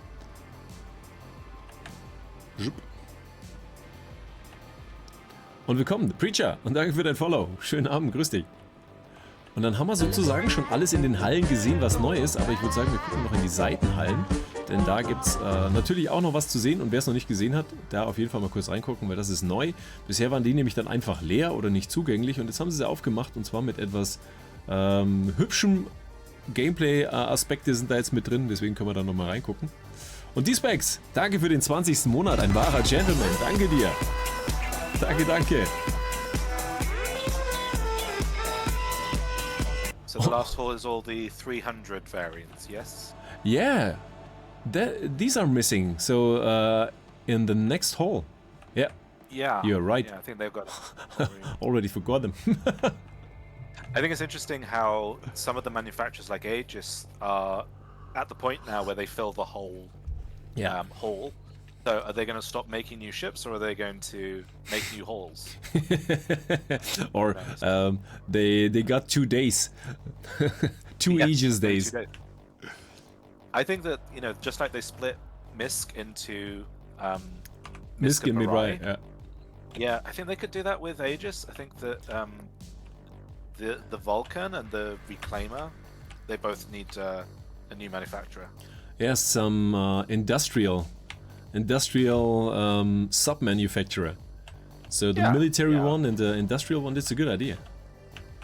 Yeah, I'd like to see that. Und Blanco haut hier 50 Tickets, hat er sich gleich mal reingehauen. Ja, da sind die Chancen auf jeden Fall gut gestiegen fürs Giveaway. Und das Giveaway des Monats natürlich könnt ihr teilnehmen, wenn ihr bei uns zuschaut. Bekommt ihr natürlich Chips und Tickets automatisch. Das heißt, ihr kriegt Chips, die könnt ihr umwandeln in Tickets. Das gleiche auch auf YouTube auch auf beiden Kanälen, wie auch auf unserem zweiten Logi-Kanal. Könnt ihr eben am Giveaway teilnehmen. Und das endet in knapp 10 Tagen. Und da habt ihr die Möglichkeit, diesen Monat auf eine Galaxy, eine Zeus, eine Cutter mit Gamepack, eine Mustang mit Gamepack und noch ein paar andere Gamepacks. Alles mit Lifetime Insurance und natürlich für euch sozusagen for free. Denn ihr müsst da nichts kaufen, nichts bezahlen. Allerdings natürlich für Subscriber, die bekommen ein paar Chips mehr für ihre Subscription. Und danke nochmal für den Support. Und wenn ihr wissen wollt, was es gibt, einfach Ausrufezeichen Giveaway eingeben. Dann kriegt ihr alle Infos und alle Details da dazu. Und deswegen viel Glück und Blanco, das ist nicht schlecht. Das ist auf jeden Fall ein guter Brocken. Jetzt hätten wir fast die 300er Serie und die 400er vergessen, weil die nicht in der Haupthalle standen. Und bisher gab es noch nicht viel in den Nebenhallen zu sehen. Aber Origin hat natürlich viele Schiffe. Und die 350R, wir gehen mal rein. Sie ist schön, also ich mag dieses Schiff wirklich sehr, auch das Design, das Styling, aber sie war halt eines der ersten Schiffe, wo man gesagt hat, ich will doch nur rein. Lass mich rein, lass mich rein, lass mich rein, ich komme nicht rein. Okay, wir renten sie. Jetzt geht die Tür auch auf. Na, schau her. kaum leibt man sie, darf man auch rein. Es war eines der ersten Racing-Schiffe. Damals wurde eben die 300er-Serie reworked und da gab es eben auch eine Racing-Variante. Und coole Idee, allerdings, ja, da war Racing noch weit weg. Und dann irgendwann hat man mit Racing angefangen und gemerkt, die sind eigentlich zu groß, die Schiffe. Deswegen hat man sie deutlich kleiner und wendiger gemacht und dies war sozusagen ein Relikt noch davor. Und deswegen ist es so ein großer Brocken. Sie fliegt sich toll, wirklich, gar keine Frage, aber für ein Racing-Schiff einfach zu groß. Man hat ein Bett da drin, man hat ein Klo da drin. Welches Formel-1-Rennauto hat eine Toilette? Nein, also ist ein cooles Schiff, macht Spaß, hat auch eine gute Bewaffnung für einen Racer, ohne Frage. Aber wer wirklich Racing machen will, der wird wahrscheinlich nicht mit der 350R unterwegs sein. Boah, das ist eine Aussage, ein bisschen. Wenn du sie gewinnst, dann kriegt sie, dann kriegt sie Blanco.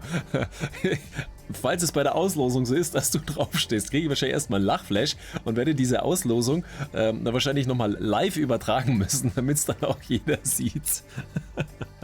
Das ist cool. As Vision talked, if he won the main giveaway, the Galaxy, he spent it to Blanco. So, and now he had a lot of people who saw this. He cannot escape. That's a contract. Yeah, definitely. Die 325A ist die Kampfvariante. Die hatte ich auch lange Zeit. Ich muss sagen, wo ich dann 2015,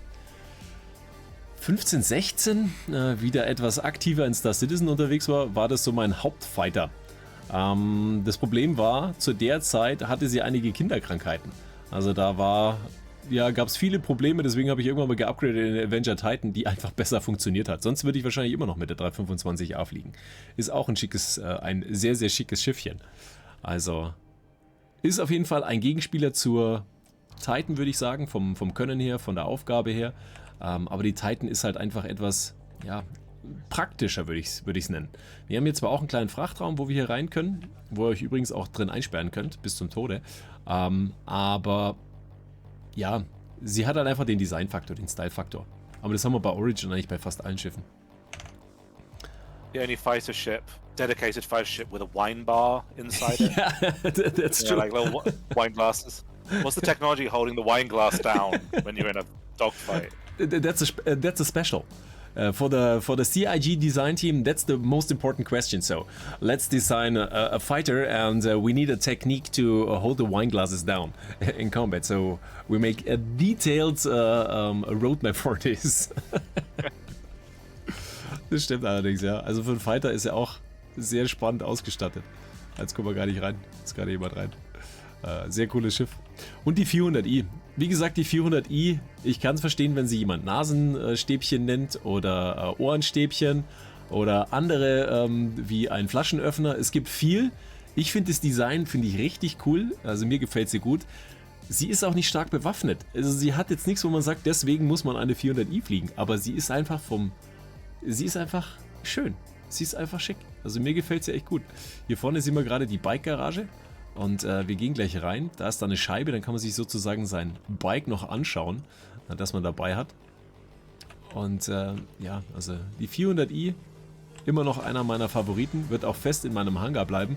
Und als ich sie damals auf der, was die CitizenCon? Ich glaube, es war die CitizenCon vor 2 Jahren, wo sie dann durch die Wolken geflogen ist in diesem Star Wars Skin. Das war der Wahnsinn. The Meridian Paint, I think it was the Star Wars paint for the 400i for the initial release. It looks like the ship from Queen Amidala from Star Wars. Yeah, it's it looks really cool. It was the start of these kind of skins, these metallic shiny skins. It was the first, and there was some another one later. Yeah, well, we had the Nox Quay a few years ago. That was the metallic silver compared to the black ordinary. Yeah, that's true. This 400i seems to be in distress. It's damaged, I think. Yeah, the gravity generator was spinning out as well. There was a funny story about the release of the 400i. It came out. I made a video about it, a ship guide, and in the first version, you were able to load a rock inside. So it was high enough to load a rock inside. And a few days later, they patched it so you cannot fit a rock inside because Origin ships are not capable of transporting any industrial folks like rock people. It was a great funny decision. We have a phrase in English which is too posh to push, which usually means check. Hello. too posh to give birth normally. But I think that this also applies for Origin. You know, we can't carry, we can't push. Ja, wo ist denn der Christian? Ist der nicht auch da? Jetzt höre ich jemanden. Jetzt höre ich jemanden. Ich glaube, Yogi höre ich. Und ihr habt, glaube ich, noch euren Voice auch übertragen über den Link. Nee, ich habe den nicht gesehen. Also ich habe einen privaten gesehen, aber ich bin Okay, nicht also ihr hört jetzt gerade noch Yogi, die sind schon da. Aber die haben noch ihren Voice übertragen, da müssen wir noch was kurz ändern. Also noch nicht wundern. Ich hoffe, sie lässt dann jetzt nicht. Ich hoffe, sie lässt dann. Das sagt mir gerade, wo ich rede. Was? Ja, Yogi, einen wunderschönen guten Abend. Ich kann dich schon hören. Und zwar bei dem Link für die Kamera kannst du auswählen, ob du deinen Ton dort mit übertragen willst. Und wenn du den überträgst, dann kommst du bei uns ungefiltert raus. Im Stream. Lol, Deswegen, hallo, den Christian. kannst du einmal den Ton da ausmachen. Und wenn du dann im Discord bist, ich ziehe euch gleich rein, dann hören wir euch über Discord. Our guests are Soll here. ich mich auf dem, Great. auf diesem Link, soll ich mich da muten? So, dann gehen wir jetzt hier mal auf die Brücke. Und dann können wir unsere Gäste Okay. willkommen heißen. Ich muss den Kameraton ausschalten, dann mache ich das mal. Da ist schon der erste. Da fehlt dann nur noch Chris, der fehlt noch. Yogi, einen wunderschönen guten Abend. Du bist jetzt bei uns und jetzt können wir dich auch über Discord passend hören. Ja, wunderbar. Also kam ich auch über die Kamera rüber, ja? Genau, da kamst du doppelt drüber. Deswegen, ich habe die Warnung gleich rausgehauen. Da sind schon die spannendsten Sachen dabei entstanden. Jetzt hau ich euch noch mit der Cam rein. Wayne ist noch nicht da, den habe ich noch nicht gesehen. Also im Voice. Aber der müsste ja dann auch gleich da sein. Der hat mich gerade panisch angeschrieben. Yogi, ich kann dich auf dem Livestream hören. Ich so, was? So, Moment, da haben wir einmal, zweimal. Tipptopp. Ich werde euch gleich auch nochmal mit reinhauen. Und dann einen herzlichen, schönen guten Abend. Schön, dass ihr da seid. Und schön, dass ihr es geschafft habt. War eine coole Überraschung. Und wir haben uns riesig gefreut. Deswegen, Jail war heute auch schon geplant. Ich habe es ihm gesagt, der hat sich auch gleich gefreut. Und wir übersetzen jetzt immer so ein bisschen Deutsch-Englisch. So ein kleines Mischmasch. Aber ich denke, das wird hinhauen. I can speak Denglish. Ihr müsst sozusagen, ja. Nein, herzlich willkommen und natürlich schöne Grüße. Während wir reden, während ihr euch vielleicht dann auch nochmal kurz vorstellt, würde ich eure Kamera nochmal so ein bisschen einrichten, dass man euch noch besser sieht, dass ihr noch schöner rüberkommt. Und dann sind wir sozusagen good to go. Ich muss mich erstmal hier auf Away auf der Arbeit stellen, sonst kriege ich die ganze Zeit Nachrichten. So, tschüss. Interessiert mich nicht, ich mache was Wichtiges gerade. So. Feiert, aber ihr seid immer noch in der Arbeit. Eieiei. Ihr hört natürlich nie auf. Ihr hört natürlich nie auf zu machen. Nein. Wir achten schon auf unsere Work-Life-Balance, so ist es nicht, ne? Jetzt müssen wir nur noch Wayne reinholen. Den sehen wir schon auf der Kamera, aber der ist noch nicht im Voice. Den kriegen wir bestimmt auch noch rein. The man they called Wayne. Wie geht's euch nach dem ganzen Stress oder wie geht's dir nach dem ganzen Stress? Also ich kann mir nur vorstellen, was das für ein Stress war. CitizenCon, Expo, Pyro-Playtest. Wir haben es vorher schon gesagt, zurzeit ist so viel auf einen Schlag passiert, wir sind gar nicht hinterhergekommen. Wir waren es gar nicht gewohnt, wir waren fast schon überarbeitet als Content Creator, das alles zu zeigen, was ihr uns da geliefert habt. Das war echt der Wahnsinn. Deswegen, wie geht's euch damit? Also ich bin jetzt, ich bin ganz zufrieden rausgekommen. Also ich meine, mit Community Quatsch und sowas, ich mag das halt immer sehr. Man kriegt halt immer recht viel Liebe ab und ich meine, ich bin ja selber Bäcker, ne? Also man ist ja auch mit immer mit Gleichgesinnten unterwegs, deswegen freue ich mich immer bei solchen großen Events irgendwas zu machen. Ich habe selber von der CitizenCon nicht viel mitbekommen, weil der Bild, der war halt wirklich, der war schon recht, der hat ein paar Überraschungen so gegen Ende gemacht. Das Problem war halt, dass wir eigentlich auf einem stabilen Bild sein wollten und dann aber halt, weil es halt noch ein paar Grafik-Updates gab, relativ spät im Entwicklungsprozess konnten wir jetzt nicht den stabilen Bild nehmen, sondern mussten den instabilen Development-Bild nehmen. Und der hat noch ein paar Überraschungen bereitgehalten, die wir natürlich dann auch irgendwie gelöst haben. Sagen wir mal so, es war halt, es war nicht die entspannteste Zeit, aber ich habe danach auch danach eine Woche im Olympic National Park in Seattle verbracht mit meiner Frau. Das war ganz witzig. Sind wandern gewesen durch die Wälder, haben Warnungen über Berglöwen gelesen, also was man macht, wenn man in so einen Cougar einen angreift. Und einfach nur drauf vom Schild Fight Back Aggressively, das fand ich sehr cool. Ja, also ich bin da ganz entspannt rausgegangen. Aber halt das Pacing ist natürlich jetzt nach der CitizenCon ein bisschen, also ich mache gerade so relativ entspannte Sachen, so ein bisschen Flight-Tuning, ein bisschen was am Aiming-System und ja, es ist nicht mehr so, dass jetzt irgendwie alles brennt oder so. Ja, das ist, glaube ich, auch cool, wenn du dann sowas abliefern kannst, wie jetzt abgeliefert wurde, wo jeder erstmal da sitzt und so, was? Echt jetzt? Wow! Und du kommst aus dem Staunen nicht mehr raus und kaum hast du die Citizen hinter dir, geht das nächste Ding mit Pyro los und du wieder, was? Echt jetzt? Wow! Und so geht's jetzt von einem Ding zum anderen, jetzt wieder die Intergalactic Aerospace Expo. Also für uns, also ich kann nur für mich sprechen, vielen, vielen Dank, weil das war, glaube ich, mit die coolsten 4-5 Wochen seit wirklich vielen, vielen Jahren. Und es war echt genial. Und auch diese emotionalen Momente, wo dann Chris auf der Bühne hier fast eine Träne im Auge hatte und auch die Das war eine Träne, das war eine echte Träne. Das war echt Wahnsinn. Und ja, deswegen nochmal vielen, vielen Dank auf dem Weg, weil Ja, danke, ich gib's weiter. Ich meine, ich habe ja jetzt nicht allzu viel mit den ganzen Sachen zu tun. Ich habe einen sehr kleinen Bereich, aber halt so Pyro und sowas habe ich halt nichts mit zu tun. Aber da sind halt super viele Leute dahinter, die sich wirklich Mühe gegeben haben. Von daher, ich gebe es mit. Ich gebe die Liebe weiter. Es gibt kein Ich in dem Wort Team und das war definitiv eine Teamleistung, um mal so eine abgedroschene Floskel zu benutzen. Nein, definitiv. Ja, ich glaube, das könnte von ein paar wenigen Individuen nicht so aufgestellt werden. Das ist wirklich, da hängt wirklich sehr viel Manpower hinter. Ja, es ist Oder eine. Manpower, sorry. Wir sind genderneutral. Menschpower. Menschpower.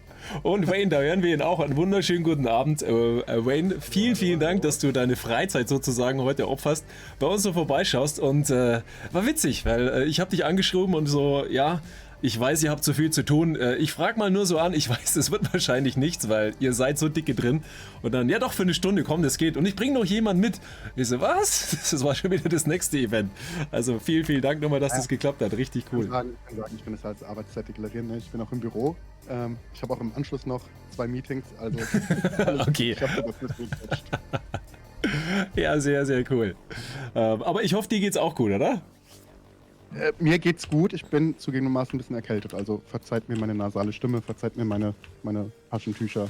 Ach so. Aber ansonsten. Das alles gut. hört Nee, sich also, ziemlich sexy an. Danke. Oh yeah. Das mache ich immer, wenn ich krank bin, dann nehme ich extra noch ein Video auf und da kann man die tiefen Töne etwas besser treffen. Da kriegt man die Witcher-Voice, kriegt man da ziemlich gut hin. Dieses Ja. Fuck. Immer was Das ist ziemlich aus gut, dem wenn man so sprechen, heilt ne? ist. Oh Mann. Und ich darf euch natürlich Jail vorstellen, unseren heutigen Gast. Ein Engländer, ihr kennt ihn mit Sicherheit auch, macht grandiose Sachen und ist natürlich unser Xi'an-Experte. Und nachdem die Gatak Suilen rausgekommen sind, war das natürlich perfekt, hat sich getroffen. Wir wussten ja nicht, dass sie rauskommt, aber sie kam raus und Jail ist da natürlich dicke drin, deswegen auch ein ziemlich cooles Ding.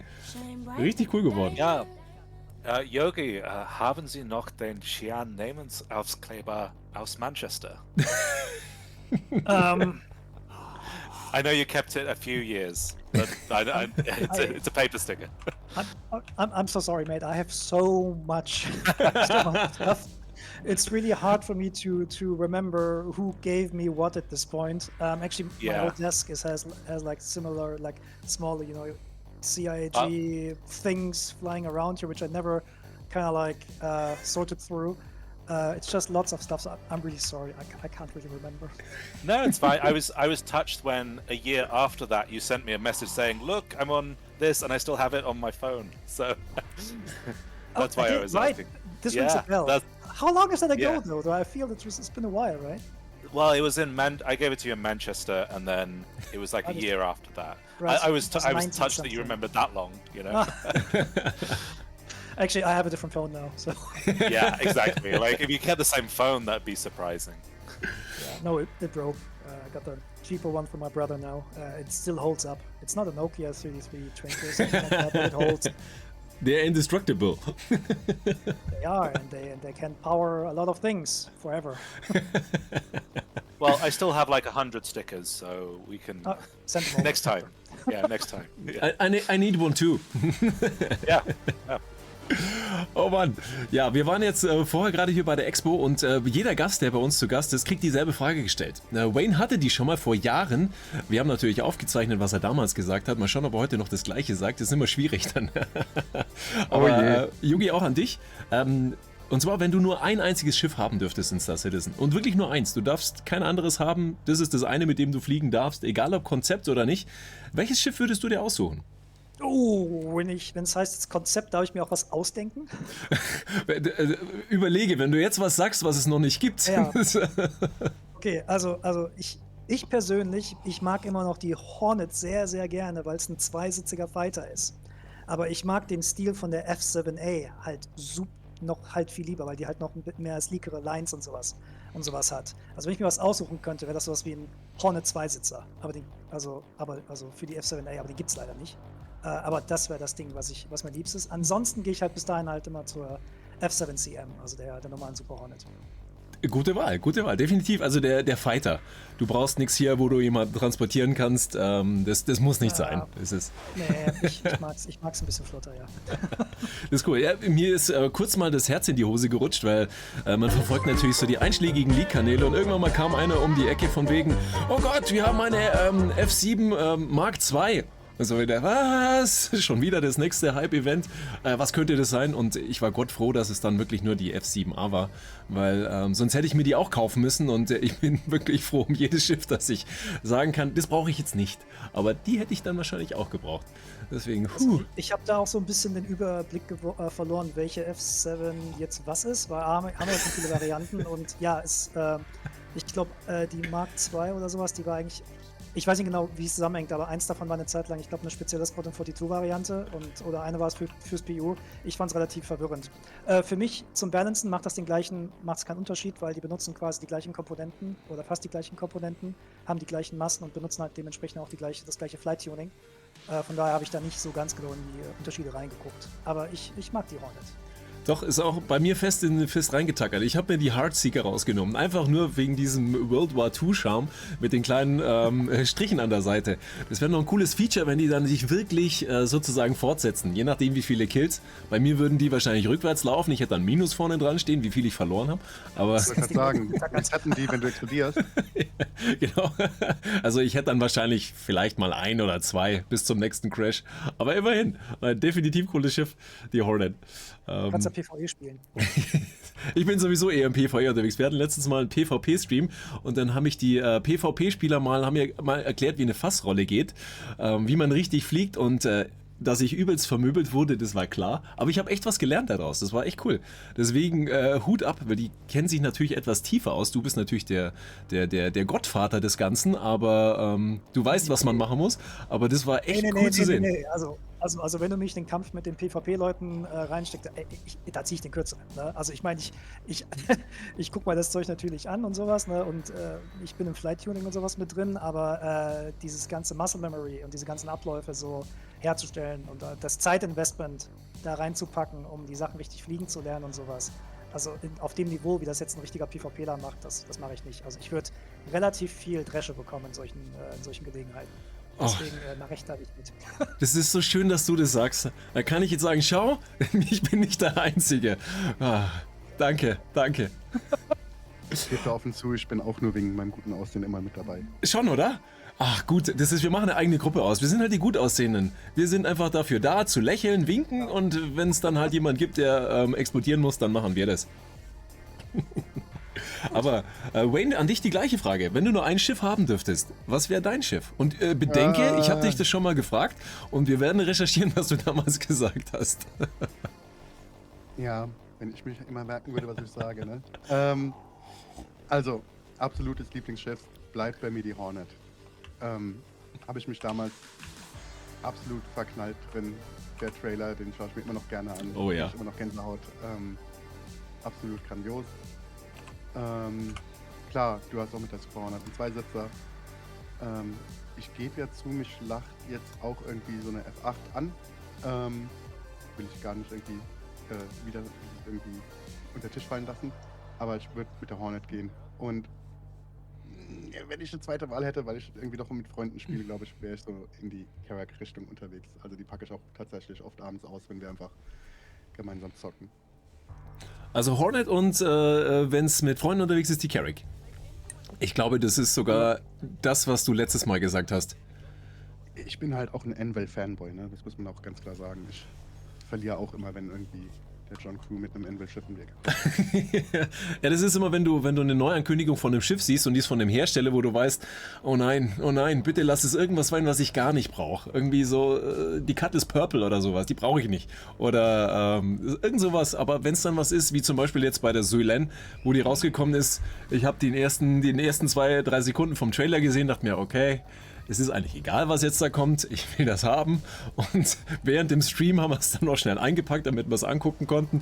Und ja, das ist, macht dir schon gut. Also, ich kenne das. Gut ab. Mein Bruder zum Beispiel ist ein totaler Alien-Schiff-Fan.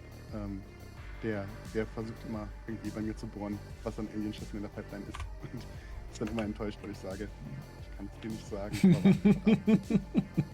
Obwohl bei der Suilen muss ich sagen, ich habe mit Jail vorher auch schon mal gesprochen, der hat ja da die Insights rausgeforscht. Das war echt interessant, das erste Mal da einzusteigen, das erste Mal damit zu fliegen.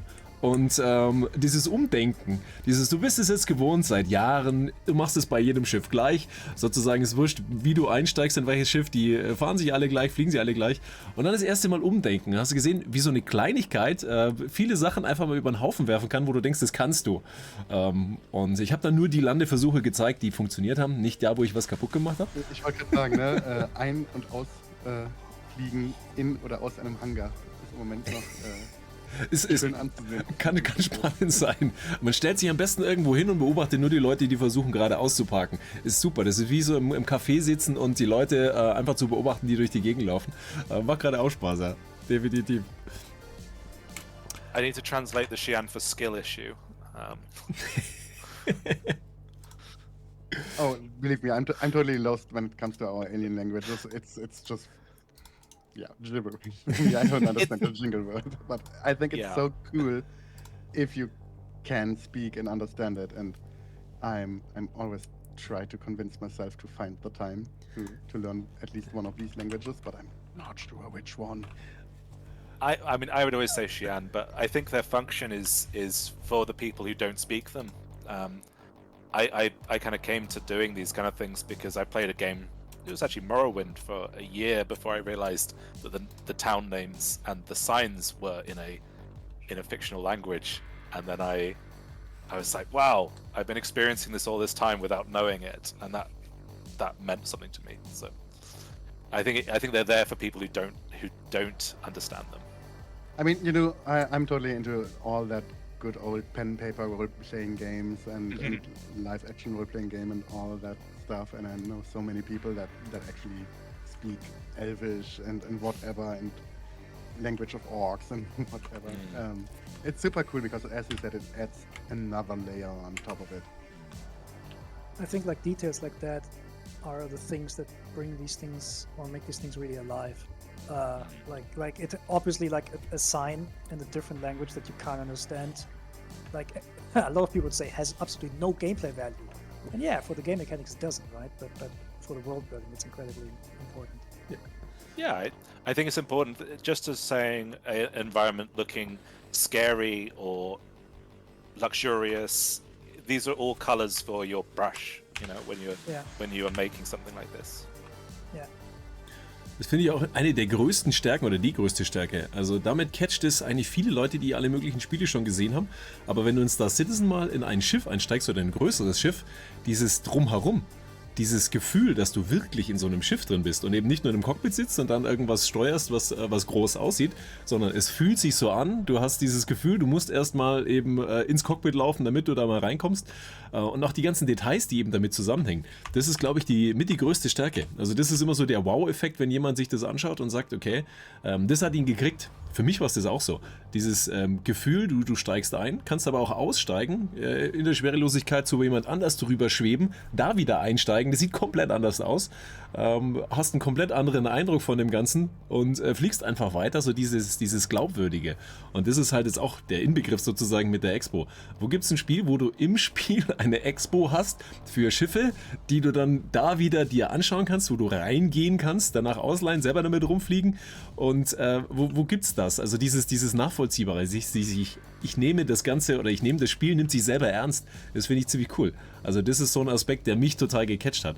Sonst hast du halt dann so ein durchscrollbares, wo du deine Schiffe siehst, klickst du drauf, dann hüpfst du da rein, bist drin. Und hier hast du dieses Nachvollziehbare. Was manchmal hart sein kann, wenn die Aufzüge nicht gehen und du nicht zu deinem Schiff kommst, okay. Aber trotzdem, dieses Nachvollziehbare ist, finde ich, für mich die größte Stärke. Ja, wir haben schon viele lustige Bugs und Probleme auf der IE und Invictus Launchweek erlebt. Ich habe gerade eben noch mit einem der Coder gesprochen, der hat gemeint, er hat gerade einen Server-Deadlock-Bug irgendwie gefixt. Einfach weil der Server im Hintergrund unsichtbar für den Spieler Unmengen an Burritos gespawnt hat auf dem IE-Gelände und Leute sind damit kollidiert irgendwie. Also. Aber das ist cool. Mega. Jail, wo bist denn du gerade unterwegs? Sorry? Where are you? I lost you. Oh, I think I I lost was you. just behind you. Ah, I was just behind you. Beneath the 890 jump. It's so huge. Seid ihr auch Ja. im Spiel? Wollt ihr auch kommen? Oder was wir nachher auch machen wollten? Ich Wir bin wollten gerade noch. auf den Server drauf. Tipptopp. Was wir nachher vielleicht Ja, auch warte machen mal, wollten, noch ein Team-Tank-Battle. Das können wir machen. Das ist ja gerade, läuft ja gerade noch. Und wir wollten unbedingt noch das Team-Tank-Battle spielen, solange es es noch gibt. Deswegen, wenn ihr Bock habt, machen wir eine Runde Team-Tank-Battle. Wir können auf jeden Fall auf die IE, wir kommen mal dazu. Ich Ja. weiß nicht, ob wir für das Team Tank Battle heute genug Zeit haben. Du, kein Ding, aber kein Ding. Es wird auf jeden Fall noch Gelegenheit geben, Klar. auch auf mich Ich im muss Team gerade erstmal Tank gucken, ich Battle auf den irgendwie gleichen zu Server schließen. kommen. Da stand gerade noch 3 Es war Slots vor dir. 98, ne? Irgendwie. Ja, Kann- als ich eigentlich geklickt habe, war 97. Mal gucken, was jetzt passiert. Du musst einfach den Karolinger mit deinen Dev Commands kicken und dann hast Genau, du Platz. plupp, Platz. Das Ich glaub, das wenn wir passiert uns öfter. Ich glaube, wenn wir uns vorher in eine Group reinpacken, dann ist es, glaube ich, leichter zu spawnen zusammen. Schauen wir mal. Ich lade mal Wayne ein in die Party und dann gebe ich dir den Lead und dann kannst du Yogi einladen. Immer so ein Reihumverfahren. Mein Dev-Rechner ist nicht die beste Kiste. Eieieiei. Uff, was habe ich hier? 20 Frames? So. Ja, ein weiteres Thema, was natürlich auch hohe Wellen geschlagen hat, war die Goldtickets, die Jagd auf die Goldtickets und die F8. Das war ja auch so ein Ding, ich konnte es am Anfang gar nicht glauben. Wie? Wir können die F8 fliegen. Und dann gespawnt, reingesessen, losgeflogen. Das geht wirklich. Du kannst wirklich die F8 fliegen. War, glaube ich, eine der witzigsten Gameplay-Geschichten, die wir die letzte Zeit hatten. Die Jagd nach den F8, nach den Goldtickets. So viele Leute, die nur auf der Jagd nach Kisten waren, das war echt Wahnsinn. Das war doch schlimmer als zu Luminalia, wenn die Geschenkpäckchen irgendwo rumliegen. Jeder ist nur durch die Gegend gerannt und hat versucht, ein Goldticket abzugreifen. Genial. Wirklich cool. Ich hoffe, wir sehen ja mehr davon. Also ich sag ja mal auch gerade für uns auf Dev-Seiten, das war halt natürlich auch absolut die Gaudi, endlich mal mit dem Team ins Spiel zu bringen und auch irgendwie um was zu kämpfen, was jeder haben will. Ich weiß nicht, ob ihr es gesehen habt, es gibt ein paar ganz, ganz fantastische Clips teilweise, ne? Wie Bayor the Rat, glaube ich, Premiere, einen Spieler irgendwie mit der Idris Railgun irgendwie aus dem Jäger boostet gelungen. Und das Geole war halt einfach fantastisch, wenn die zusammen gezockt haben. Ja, da gab es einen Clip, gab es auch noch, da ist ein Spieler zwischenrein, der war alleine, da war ein Riesengefecht und der ist einfach zur richtigen Zeit am richtigen Ort gegangen, konnte das Ding dann looten, ist abgehauen und hat dann das Platinum-Ticket eingelöst und hat dann gesagt, okay, also man muss keine 50 Freunde haben, das geht auch allein. Und ich habe mir den Clip dann auch angeschaut. Ein Riesenchaos, ein Riesen-Tohuwabohu und er ganz entspannt da rein, hat sich das Ding geholt und war weg. Also echt genial. So geht das. Ich bekomme gerade einen Incoming Call. Ist das von einem von euch? Nee, von uns ist nicht. Okay, dann ruft mich gerade jemand an. So, Christa, lass mal kurz hier. Hast du mich schon eingeladen? Ja, ich habe dich eingeladen. Ah, da ist das. Da ist Ünweit, ne? Mit Ü nennt man den an, falls Der du es Ünweit. haben sollte. Okay, lass mal gucken, ob ich jetzt einen Marker für dich habe. Warte mal, angenommen habe ich. So, das habe ich jetzt irgendwo hier sehen. Ich müsste dich irgendwo hier sehen können, ne? Ach, ist ewig da. Ah, da bist du da vorne. Da stehst du. Juhu! Hinter dir. Ja, da ist er. Ah, sorry, ich war vorher nicht einkaufen. Ich habe einfach mein Standardzeug an. Du siehst aber echt fresh aus. Ja, du siehst aber auch wunderschön aus in Standardkleidung. Da bin ich jetzt gespannt. Ihr stapelt hoch. Jetzt müsst ihr auch liefern. Wenn der so Ja. schick, wahrscheinlich kommt der nackt.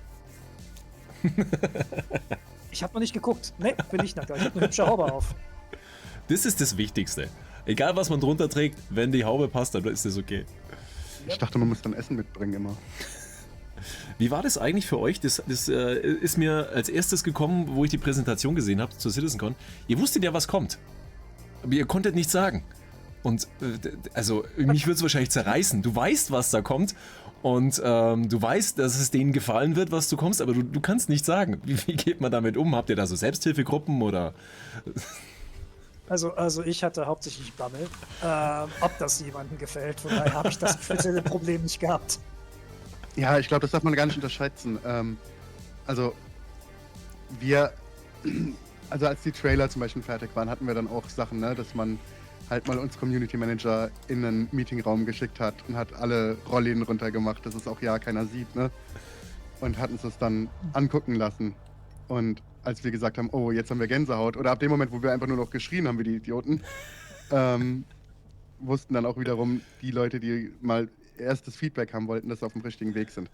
Trotzdem ist da auch unglaublich viel Anspannung und Nervosität, ne? Weil du hast natürlich immer Angst davor, dass du Sachen ewig anguckst, denkst, es ist toll. Und dann, keine Ahnung, mag es niemand. Du kennst das vielleicht irgendwie selber, wenn du irgendwie was machst. Ja. Du willst jemanden überraschen und denkst, du hast was ganz Tolles Ja, gemacht. Und dann guckt dich ja. ein bisschen kritisch an. Ja. Also das ist natürlich irgendwie, wo wir dann auch deswegen auch versuchen, teilweise uns so ein bisschen aufzuteilen und uns auch im Team nochmal so Feedback zu holen, wo halt eben jemand nicht in den Prozess involviert war. Ne? Oh je. Ich glaube, da sind natürlich auch wir Community Manager immer ein guter Ansprechpunkt, weil wir natürlich irgendwie, ja, ich sag mal so, der Zwischenschritt noch zwischen Vollentwickler und Spieler irgendwo sind. Aber ja, das ist natürlich dann immer so ein Ding. Und auch ganz am Anfang, wenn erstmal du in so einer Brainstorming-Phase bist und sagst, okay, über was wollen wir sprechen, wo wollen wir ein Highlight drauflegen, wollen wir das highlighten oder das highlighten oder das highlighten, ne? Und dann kommt noch jemand mit einer ganz anderen Idee zurück. Und dann gab es schon irgendwie so die ersten Drafts, wo man gesagt hat, okay, das könnten Themen sein, zack, zack, zack, zack. Und dann musst du halt höflich ehrlich sein und sagen, ja, das ist aber jetzt, das reißt mich nicht vom Hocker, ne? So. Und ich würde gerne mehr in der Richtung irgendwie vielleicht einen Fokus legen. Und dann kommt das so Stück für Stück zusammen.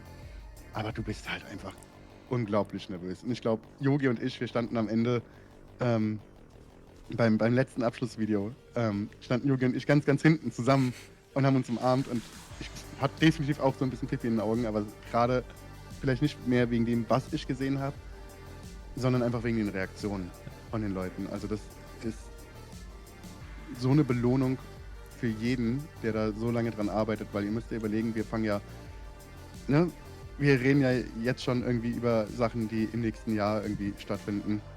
Und dann baut sich Druck über die Zeit natürlich auf, irgendwie, dass man was Gutes abliefern will und Nervosität, ob es allen gefällt. Aber auch Freude es Leuten zu zeigen. Und naja, dass wir nicht über Geheimnisse reden dürfen, da sind wir ja ein bisschen gewohnt. Da seid ihr Profis drin und ihr macht es auch echt gut. Ihr macht es echt gut. Schlimm ist es halt wirklich, wenn ein guter Freund von dir zu dir kommt und sagt, ich bin gerade genervt, irgendwie, es kommt nichts, es tut sich nichts. Und du weißt halt, was irgendwie, ne, in 6 Wochen vom Stapel rollt. Hold the line, hold the line. Genau. Aber Hold the line, wir hatten so Ohrwürmer davon, ne? Also wir haben, also ich weiß nicht, wir haben es glaube ich sogar irgendwo auf Twitter, also X heißt es ja jetzt irgendwie, ja. Auch nicht, auf einem Account irgendwie gepostet, wo wir dann in LA schon im Meeting rumsitzen und Hold the line singen. Ja, ich fand's cool, denn also ich hab's verknüpft mit Game of Thrones. Mit Hold the door, hold the door. Und so habe ich es verknüpft und dann kam das und dann ich musste direkt dran denken und ich dachte, es passt, super. Die alle hier zurückhalten und die Tür halten, die Stellung halten, war richtig, richtig geil. Ja, aber das, also, wie gesagt, für mich wäre das die Hölle. Wenn ich da wüsste, was kommt und du darfst jetzt nicht sagen, diese Vorfreude oder diese, wie du sagst auch, diese Anspannung, das ist, und dann geht diese Bombe los und du kannst nur hoffen, okay, war das jetzt gut? War das nicht? Oder wo kommt der Punkt, wenn du sagst, okay, die in der Halle, die sind total abgegangen, aber wie sehen es die anderen? Wie sieht es der Rest? Wo war der Punkt, wo ihr gesagt habt, okay, das hat eingeschlagen? Das war definitiv nicht nur positiv, sondern das war ein richtiger Punkt. Also da muss ich ja sagen, Ich hatte ja, also ich saß ja, ihr habt ja vielleicht das Inside Star Citizen hier After Citizen Con gesehen, was Jared gemacht hatte. Dieses Command Center, wo man nicht rein darf, da saß ich halt zum Beispiel eben unter anderem immer drin. Das heißt, wir waren so in einem Stockwerk, was quasi unter der Decke war und hatten dann eben Fenster, die von oben in den großen Auditoriumssaal reingucken konnten und saßen da alle mit unseren Laptops und Maschinen und waren halt die ganze Zeit eben am Twitch-Streamer mitgucken, am Social Media checken, gleichzeitig aber auch irgendwie versuchen, die Hallen Reaktionen zu fangen. Ich glaube, also es war relativ schnell für uns klar, dass wir auf dem richtigen Weg sind, als wir so die ersten Reaktionen gesehen haben. Aber was wirklich auch geholfen hat, waren einfach Unmengen an WhatsApp irgendwie von Freunden und Bekannten, die geschrieben haben, yo, was habt ihr da vom Stapel gelassen? Das ist ja mal einfach richtig gut. Und wir sind einfach wirklich happy, dass es allen gefallen hat. Definitiv. Also ich habe es bis jetzt auch noch keine Stimme gehört, die gesagt, boah, war das langweilig. Das gab es definitiv nicht. Ich meine, wir sind im Internet, du wirst immer irgendjemanden finden, aber ja, klar, ich denke so, aber die Mehrheit. Ja. Also ganz ehrliches Feedback, das war, glaube ich, ein riesen Wendepunkt oder ein Riesenpunkt, wo jetzt auch die komplette Wahrnehmung sich jetzt mal komplett gewandelt hat von diesem dauernden, ach ja, wird doch eh nicht fertig, dauert schon zu lange, zu diesem, wow, wird vielleicht doch fertig. Ich fand's ganz witzig, also persönlich bei einigen, wo du halt immer so liest über die Jahre, wo halt immer die gleichen Artikel kommen und auf einmal geht's in die komplett andere Richtung. Ja, was ist denn da passiert? Das war so der Punkt, wo ich lachen musste.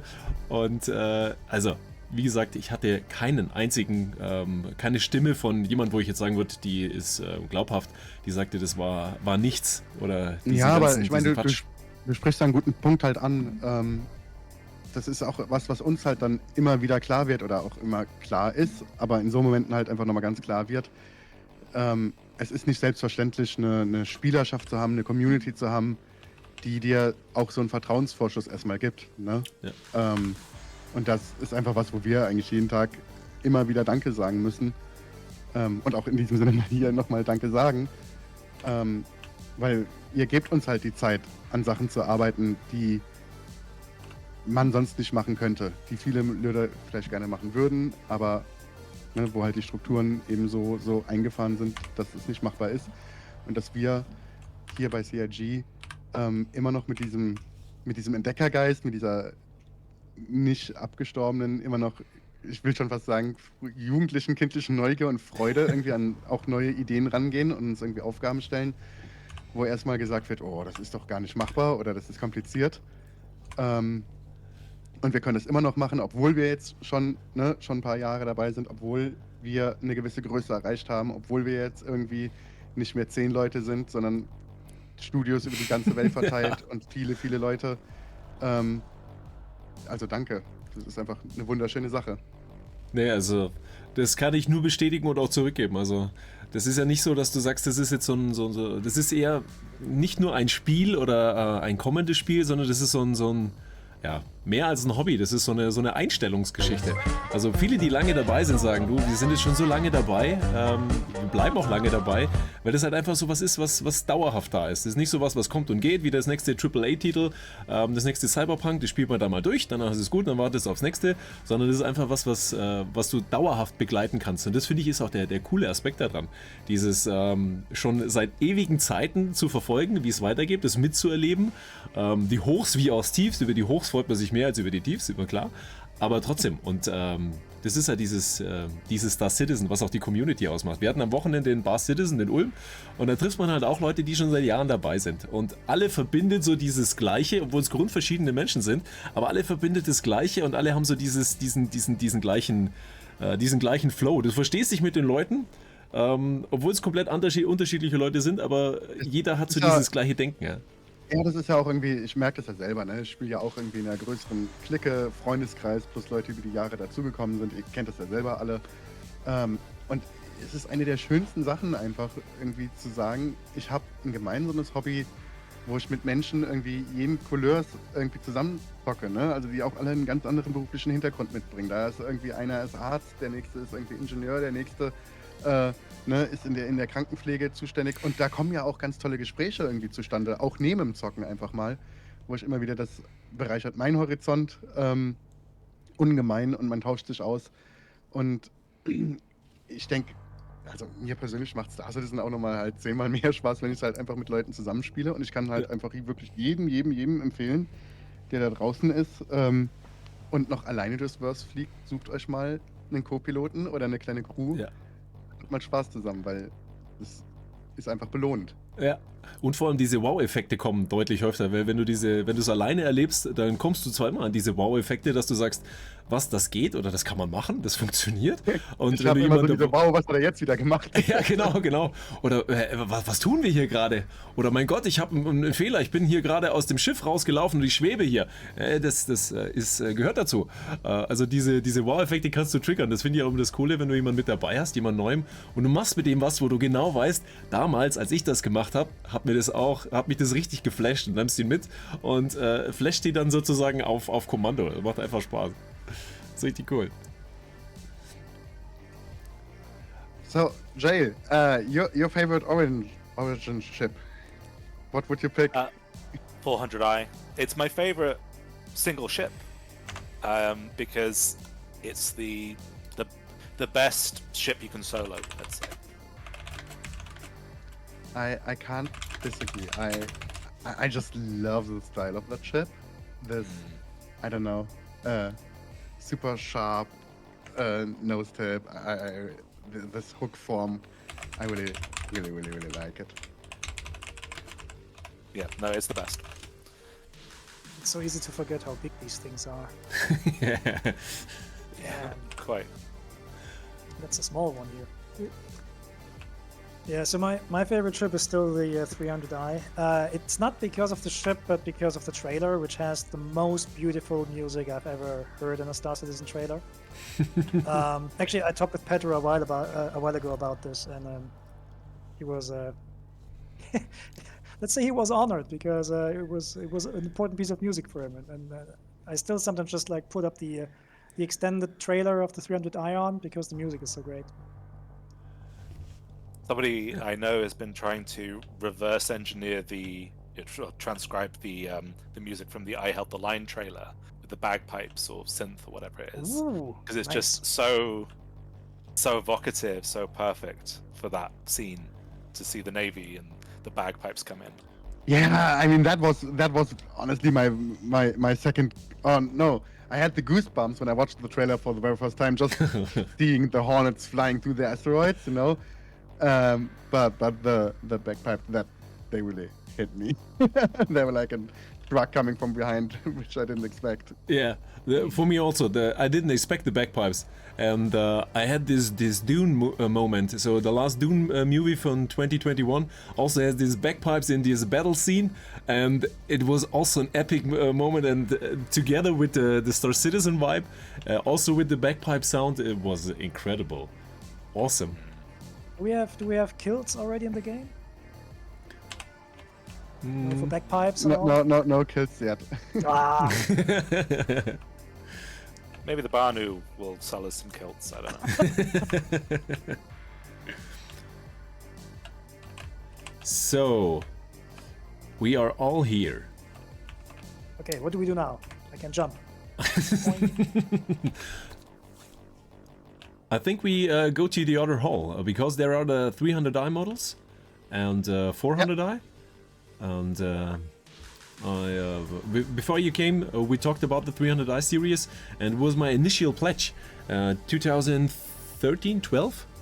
First the Aurora, after then the 300i, and yeah, this ship is still in my hangar because there are so many memories with it. Also with the Aurora, there are better ships, yeah, but it's the memories, and for this long time I think is still in my hangar and will be for every time. I think my very first pledge, to be totally honest, was in March 2013, and I think it was military paint for our starter ship for the Aurora. So you bought the paint before the ship? Yeah, I just started with the paint. You know, I had heard about Star Citizen. I was on all the email newsletters and everything, but I didn't find the time to really deep dive into it. And then at some point, I thought, okay, come on, secure at least your account and here, buy something, pledge $5 because I thought it looked like a cool project, and then it took me another few months to really go crazy and dive really deeply into it. And now you think I get told lost that. into it. Yeah, now I work here. I've been talking to people how much. Sorry. I was going to say, I've been talking to people how much these like little cargo and mining dioramas have made them feel like this is more like a real event. It really adds a lot to the vibe. Yeah, and nice that you mentioned it because we are currently in the process of tracking all your feedback, and I just spoke with Freya today, who's as we speak writing the report for today, and I said, hey, yeah, I received so much positive feedback on all these dioramas. Mention it, because then we know, hey, people like them. The people that work on them know that their work is appreciated, and maybe we can continue doing these and bring more. I was just thinking whether or not I'm allowed to actually go up here if somebody comes by and tells me to not jump on the exhibits. Yeah, can we get up on that crate? I wonder. Yeah, come on, let's try. Let's try. So, Fly! So how? Oh. So do you do a pretty extensive feedback process after IAE, or is it kind of continuous? It is continuous. I mean, we that's part of our jobs as community managers as well. Constantly, not only letting you folks things know that the company wants you to know, but also reading, watching, and then compiling feedback. So that at the end, someone like Chris, for example, has a report that can actually read and see, okay, this is a hot topic, this is important, and I mean, we have feedback, and sometimes Yogi knows that a lot. Sometimes I call him directly and say, hey, I found that, and here's some interesting ideas from players, and what do you think? Or just could you consider this? This could be a big wish. And then Yogi says, yeah, thank you, of course. yeah, quite often it's actually, oh yeah, it's already almost done, but maybe for in Q2 or something like that. That's sometimes a little bit frustrating because we have like these priorities of things we have to do first. Sometimes we kind of like push in smaller features. For example, I don't know, something like small, like keybind exchange or something like that is usually easy. But quite often I have to say, sorry, Chris, later. We know about the problem, but X or Y is more important for now. But it's super helpful because like having all that feedback, having ICs, also seeing what people post on Spectrum, usually helps us to realign what kind of priorities we should like prefer over or how we align our priorities over time. Yeah, and then if we have a big event like IAE, I mean, so the feedback that we constantly gather it also touches on IAE, but then we also have a dedicated after IAE report, so like when IAE is over, and we keep track of everything that not everything, but most of the stuff that is being said or written, and then we take another week, and look at all the things that were written afterwards, and then compile it into one big report and go into all the details. And it's not only what people said, but it's also a lot of metrics as well. So yeah, it's always very interesting when the feedback does not align with metrics or the other way around. It's like sometimes they're like interesting discussions. It also like sometimes points out that our metrics don't always work in all cases. We had cases, for example, where the kill events, like when a player dies or a ship blows up, wasn't triggering the right data. So we got like really weird kill times for some ships, and then it kind of like says, okay, players say that ship is not actually that good. What's going on there? And then we try to drill down and figure out if anything is okay with analytics. So yeah, it's interesting, but like in general, what I like about the development of the game is And what I've seen several times is like you cannot trust your own intuition as a game designer or developer. Sometimes it's like I've seen so many examples where we, as like even the combat group, which is like pretty experienced in terms of like light combat matters, we just tried something out, thought it wouldn't work, and then it suddenly worked. So that's what I like about this process, because like having like this constant process of testing with the community and so on, it just makes problems very transparent. I mean, it also has its challenges, but it's just very, I don't know, like you kind of like know that you're doing the right thing if the changes you did actually do something. Yeah. So yeah. Yeah, the transparency that bites both ways. Like, they're going to tell you that they like it or don't like it, and then they're going to carry on telling you that they don't like it, and never shut up about it until it, downside of that. But. Yeah. Do you have I in think the team Advocatus Diaboli, so someone who is extremely critic, and the next step is extremely critic and say, okay, we need to change this, or we need to fix it, and the whole team says, why?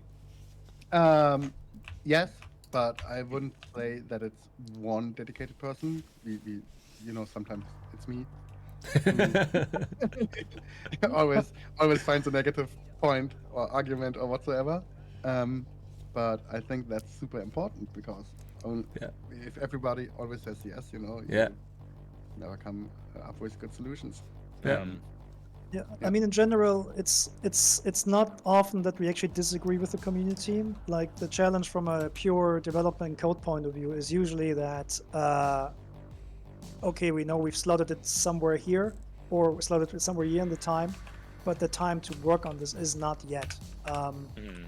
So, like for example, like easy example is the missile system, right? Like the missile systems or the gunnery system right now is not really where we want it, and we know we're gonna fix it, but like, even if somebody says, oh, can you please fix that gun, that I'm usually the person that says, sorry, not right now, because we have a whole slew of things coming on, which does not just affect just this gun, but also all the other guns, right? So sometimes it's a little bit hard to push these things away. I do understand the pain, though, like, absolutely. If somebody tells me, oh, I mean, seriously, the Ares, right? Like, it's usually a constant source of was a constant source of drama in the past. Which I absolutely understand, and but like sometimes it's just not the right point yet to work on that stuff when you exactly know that other stuff needs to come first, or that stuff is already coming in, but later. Yeah.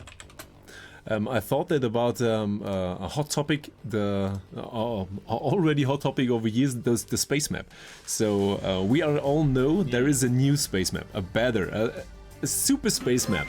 So I thought it is not the best to fix some bugs at the actual space map when you have another better one already in the pipeline. So we have to deal with the space map actual, and at some point there is the better product coming.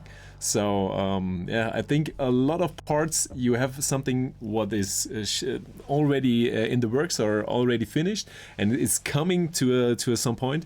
And for this time, you must deal with the actual version. I don't know. We had this. What was it? Bad taste party. We had it in game with many German-speaking content creators in game. Really? And Didn't know about that. yeah, it's like some years ago already. I don't know, Karolinger, if you already also attended back then. And they asked, they wanted to see if I know what the community likes and doesn't like, and they asked me like, okay, what is the most hated current feature in the game? And he said the star map, and everyone was like, yeah, right. And I mean, yeah, of course, and it's hard. Even for me, don't think that I'm not sometimes yelling when I'm playing privately with my friends and I struggle with the current star map, you know. We get that. But I never got and an sometimes angry text from you. Huh? Never got an angry text from you though. Ja. Ich glaube, das ist das Allerschlimmste, wenn du selber dabei bist, mit Kumpels unterwegs bist und dann kriegst du es ab. Weil du arbeitest da, du bist schuld, du kannst da was machen. Du rufst am Montag an und sagst, wir sollen das fixen. Das ist, glaube ich, echt hart. Das Schlimm ist, wenn die Leute auch wissen, woran man arbeitet, dann. Das ist doch deine Sache. Ja, aber. Auch. Also, Ja, aber ja, es ist halt trotzdem ein großes Unternehmen, ne? Also das ist halt, du kannst halt nicht alles sofort rumreißen, ne? Also gerade, Klar. also wenn man sich mal die Schiffe, weißt du was, ich mache jetzt mal was Lustiges hier. Ich gucke jetzt mal einfach, wie viele Flight Controller wir im Spiel haben. Also wie viele Ship Tuning Records. Das ist nämlich auch schon mal so interessant, weil manchmal vergisst man halt, wie viel Content das Spiel einfach schon hat und dann musst du irgendwie dafür argumentieren, dass du teilweise einen Pass machen musst, aber dadurch, dass es ein Multiplayer-Spiel ist, kannst du ja nicht Sachen oft in Isolation ändern, sondern da musst du halt teilweise darauf achten, dass du Sachen nicht kaputt machst oder halt die Sachen, die damit verwandt sind, du auch updatest. Also momentan zum Beispiel Squadron 42 hat insgesamt 321 Flight Tuning Records.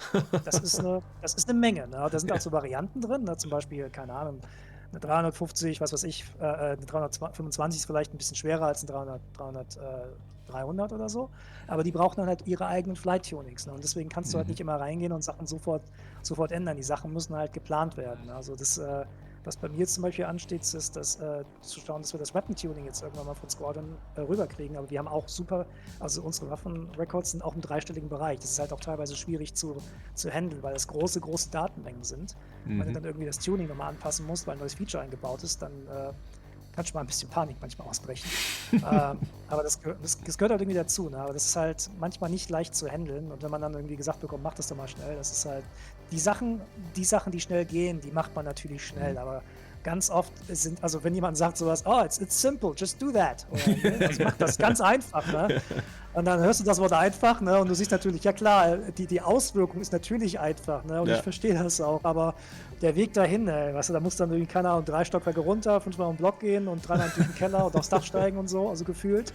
Das kostet halt alles Zeit. Das ist halt alles, was man halt nicht vergessen darf, das ist alles Engineering-Arbeit. Ne? Also ich rede jetzt auch von Engineering-Arbeit, wenn ich jetzt über die Arbeit von Designern spreche, weil die machen ja auch, die packen ja große mathematische Konstrukte zusammen, um zu gucken, dass die Sachen gut ineinander greifen. Und das ist wirklich schwer teilweise. Das ist halt keine einfache Arbeit. Ja, vor allem, wie du es jetzt vorher so bildlich mit dem Dreimal und dem Block, dann hast du es zwar, aber dann läuft irgendwo im Badezimmer das Wasser. Also da hast du dann wieder irgendwo eine neue Baustelle auf. So Scheiße. Ja, diese Probleme habe ich auch weggelassen. Das kann natürlich auch sein. Ne? Ja. Also da gibt's so ein Meme, wie jemand so eine CSS-Datei macht und also anhand von so Jalousien, wenn die so immer rauf und runter machen. Jedes Mal kommen die irgendwie anders raus. So fühlt man sich manchmal. Ne? Aber gut, das ist halt Teil vom Job halt. Ne? Ja, das ist halt ja auch geil. dieses riesige, auch diese Dimension, weil du eben gesagt hast, ihr habt eben so viel an Datenmengen, das ist halt auch wenig vergleichbar. Deswegen fand ich den Trailer für die Star Engine fand ich so eindrucksvoll, weil du eben gesehen hast, wo du anfängst, was da alles dranhängt, wo du dann danach rauskommst. Und jeder, der das Spiel halt kennt, der weiß, das ist ja nicht das Einzige, sondern es gibt in zigfacher Ausführung in verschiedenen Varianten und was da alles eigentlich da ist. Und du siehst es immer nur, was da ist, wenn du es halt gerade aktuell machst. Das heißt ja nicht, dass der Rest nicht funktioniert oder dass der Rest nicht gerade benutzt wird. Und dann hast du dann an einem kleinen Punkt irgendein Problem. Aber das ist halt ein kleines. Und das große Ganze ist so riesig geworden schon.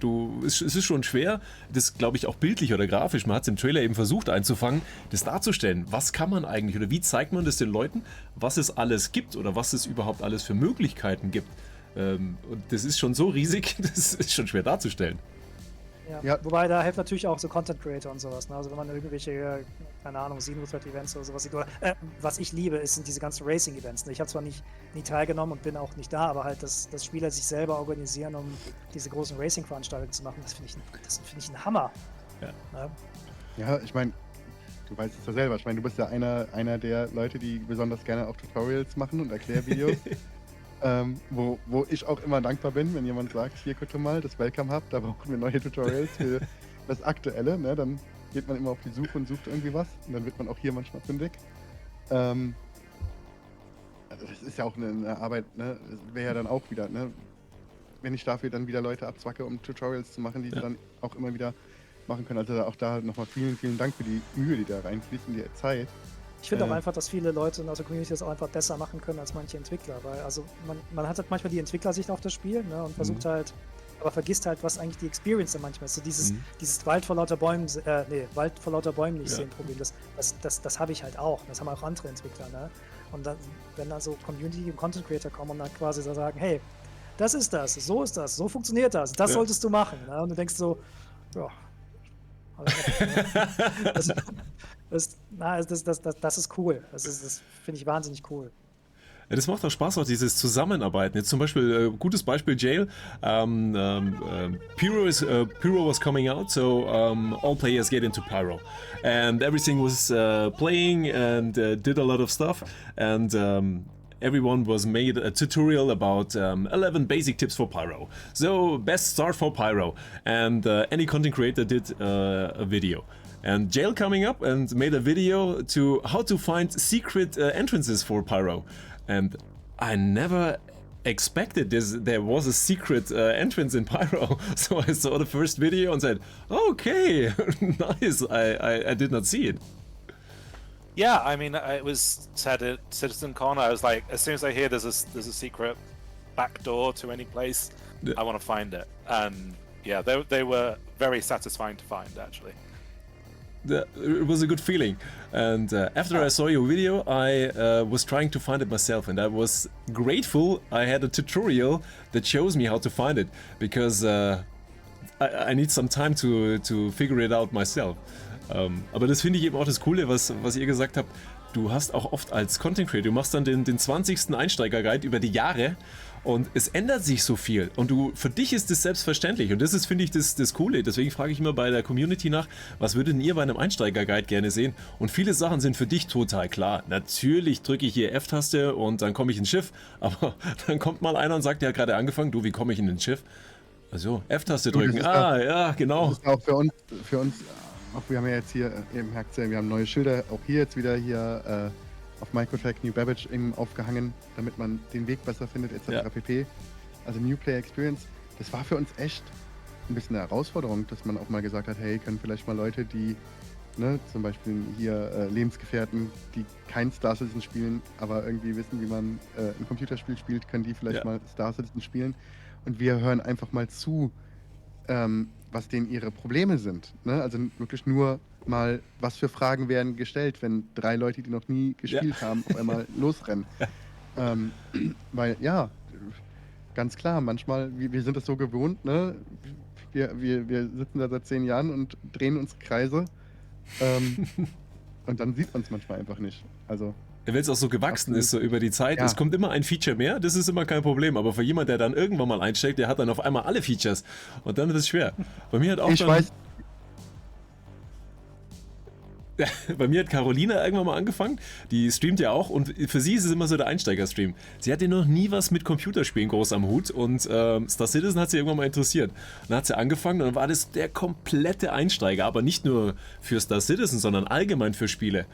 Und das war natürlich der absolute Worst Case. Jemand, der noch nie ein Spiel gespielt hat, schon Probleme mit der Maussteuerung hat, der ist dann in ein Schiff gesessen und sollte dann abheben, eine Landefreigabe holen oder eine Startfreigabe in einem Schiff von A nach B fliegen und es war grandios. Es macht immer noch richtig Spaß zuzuschauen. Wir haben mir dann einen Guide an die Hand gegeben, Horistas, der war dann wirklich nur da und hat ihr erklärt, was du tun musst. Und das war aber grandios. Für jeden, der frisch mit Star Citizen angefangen hat, der hat sich dann auch nicht mehr so selber so doof gefühlt. Man fühlt sich ja manchmal so doof. Ja, du spielst das Spiel und denkst dir, oh Gott, wie kann ich denn das nicht schaffen? Da bin ich doof. Und dann sieht man, okay, so geht's anderen auch und das war echt cool. Nee, also ganz ehrlich, ich weiß noch, als das erste Mal man fliegen konnte, ne, als das Arena Commander Modul rauskam.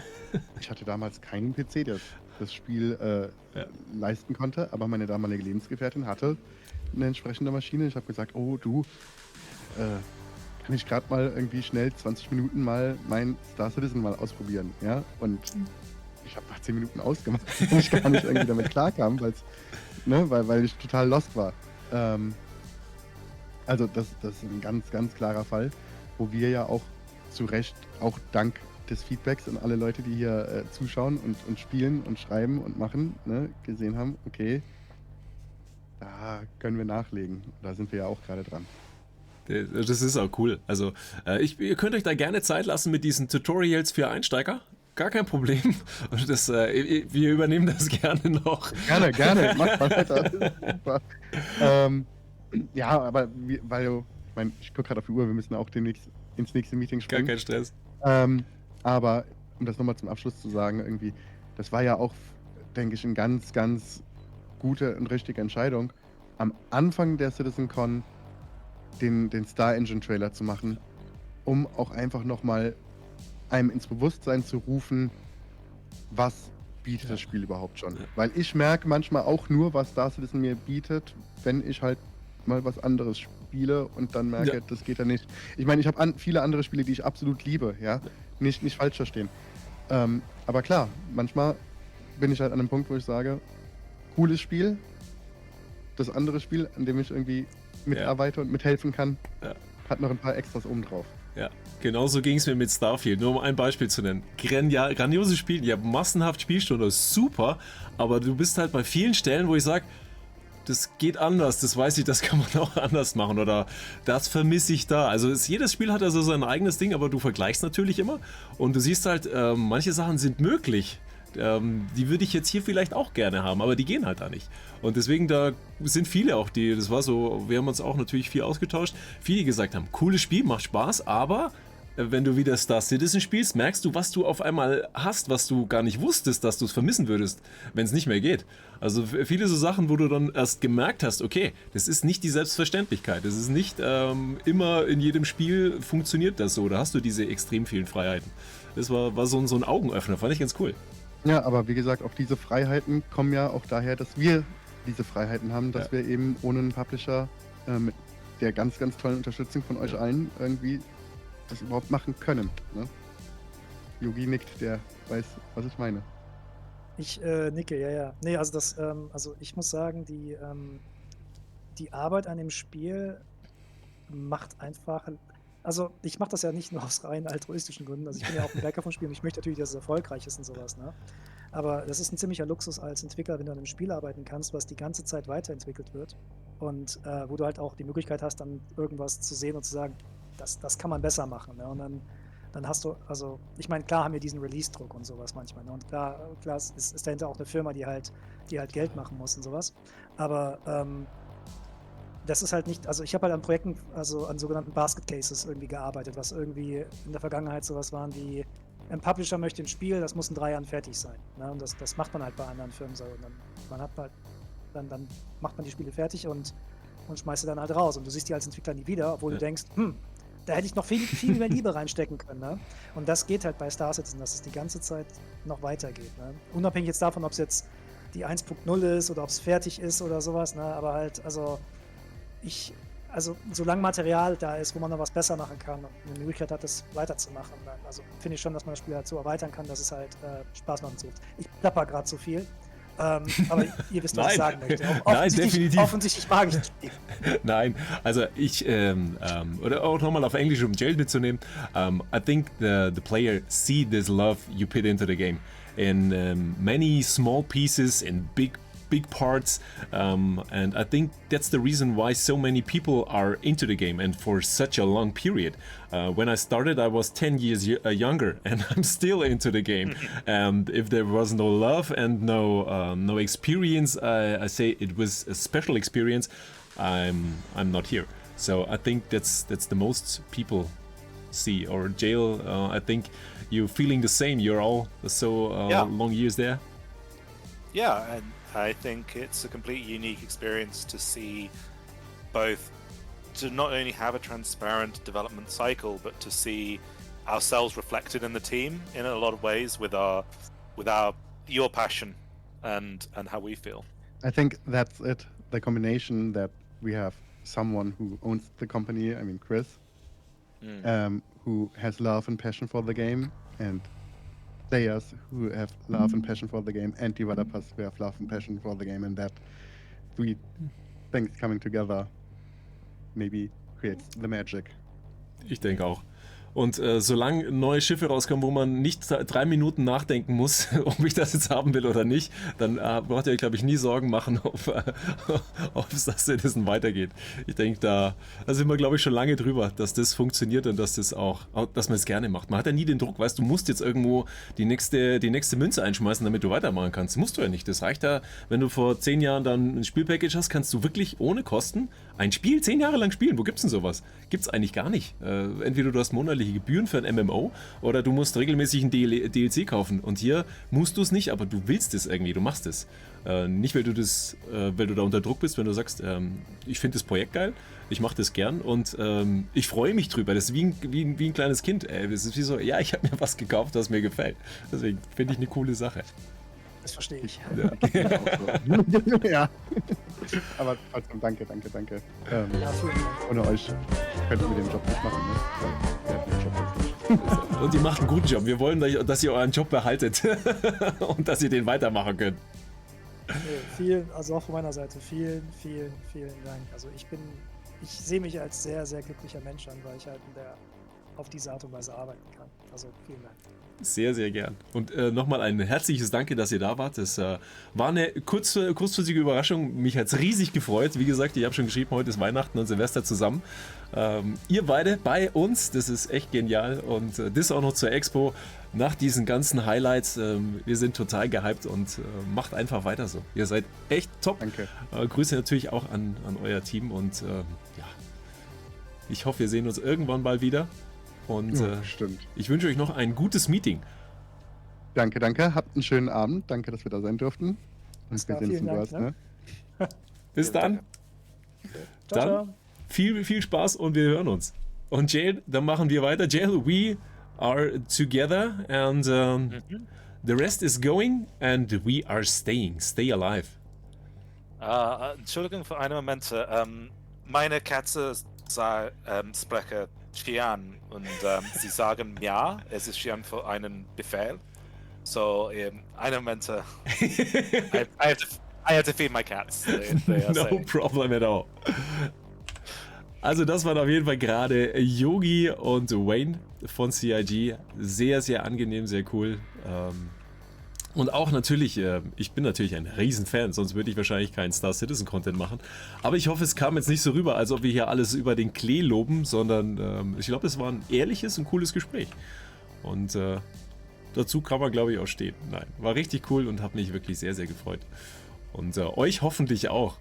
Und ich würde sagen, nachdem Jail kurz seine Katzen füttert, würde ich euch zeigen, was es diesen Monat als Giveaway gibt. Und dann sind wir in 4 Minuten wieder da und macht auf jeden Fall mit, haut rein. Gewinnen ist einfach, vor allem bei uns. Deswegen Ausrufezeichen Chips und Ausrufezeichen Ticket. Da könnt ihr euch Tickets sichern, denn es gibt nicht nur eine Galaxy, nicht nur eine Zeus, sondern auch andere Game Packages und grandiose Schiffe für unser Lieblingsspiel. Deswegen, wir sehen uns gleich wieder. Und dann werden wir mit Jail uns nochmal den Gian widmen und nochmal ein Special zur Gataxoilen uns anschauen. Bis gleich.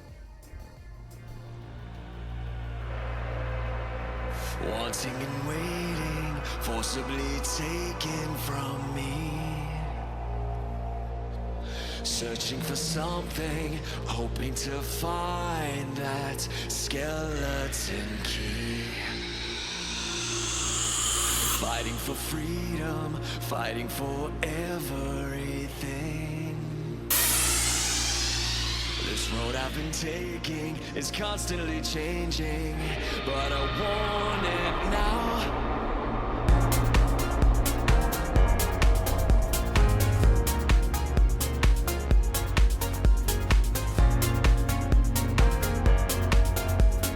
Pressure and patience, try to get over this fear. Focused and steadfast, put aside emotion, not shedding a tear. Break down. I cannot shake this feeling. I break down. The more I try to breathe in, I break down. I break down. I break down. While it rains down.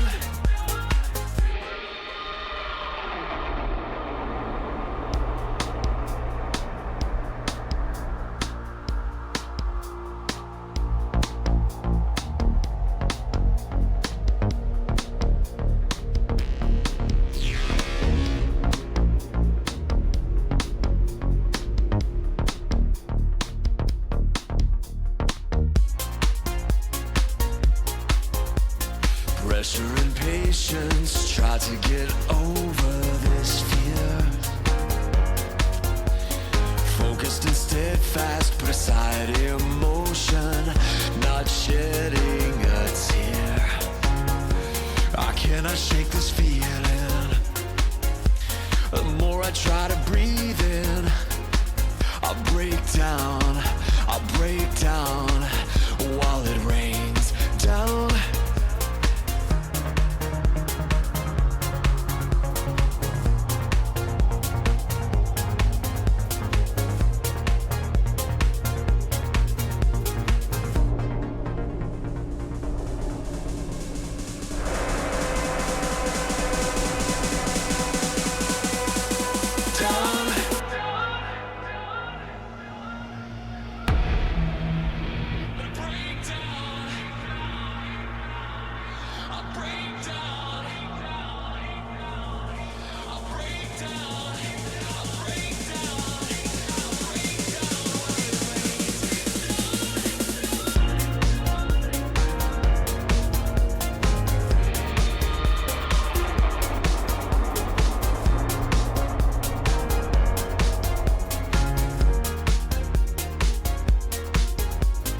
Wanting and waiting, forcibly taken from me. Searching for something, hoping to find that skeleton key. Fighting for freedom, fighting for everything. This road I've been taking is constantly changing, but I want it now.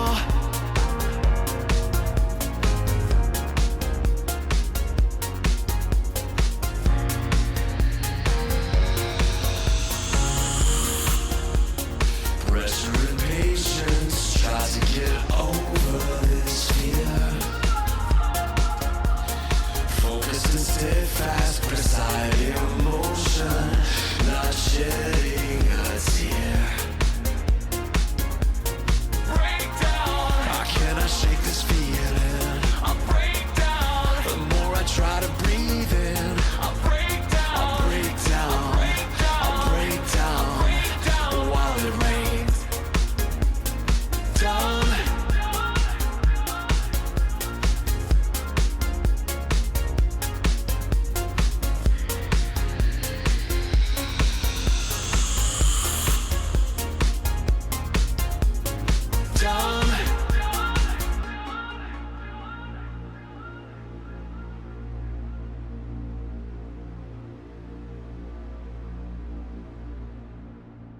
A single texture in the game files. But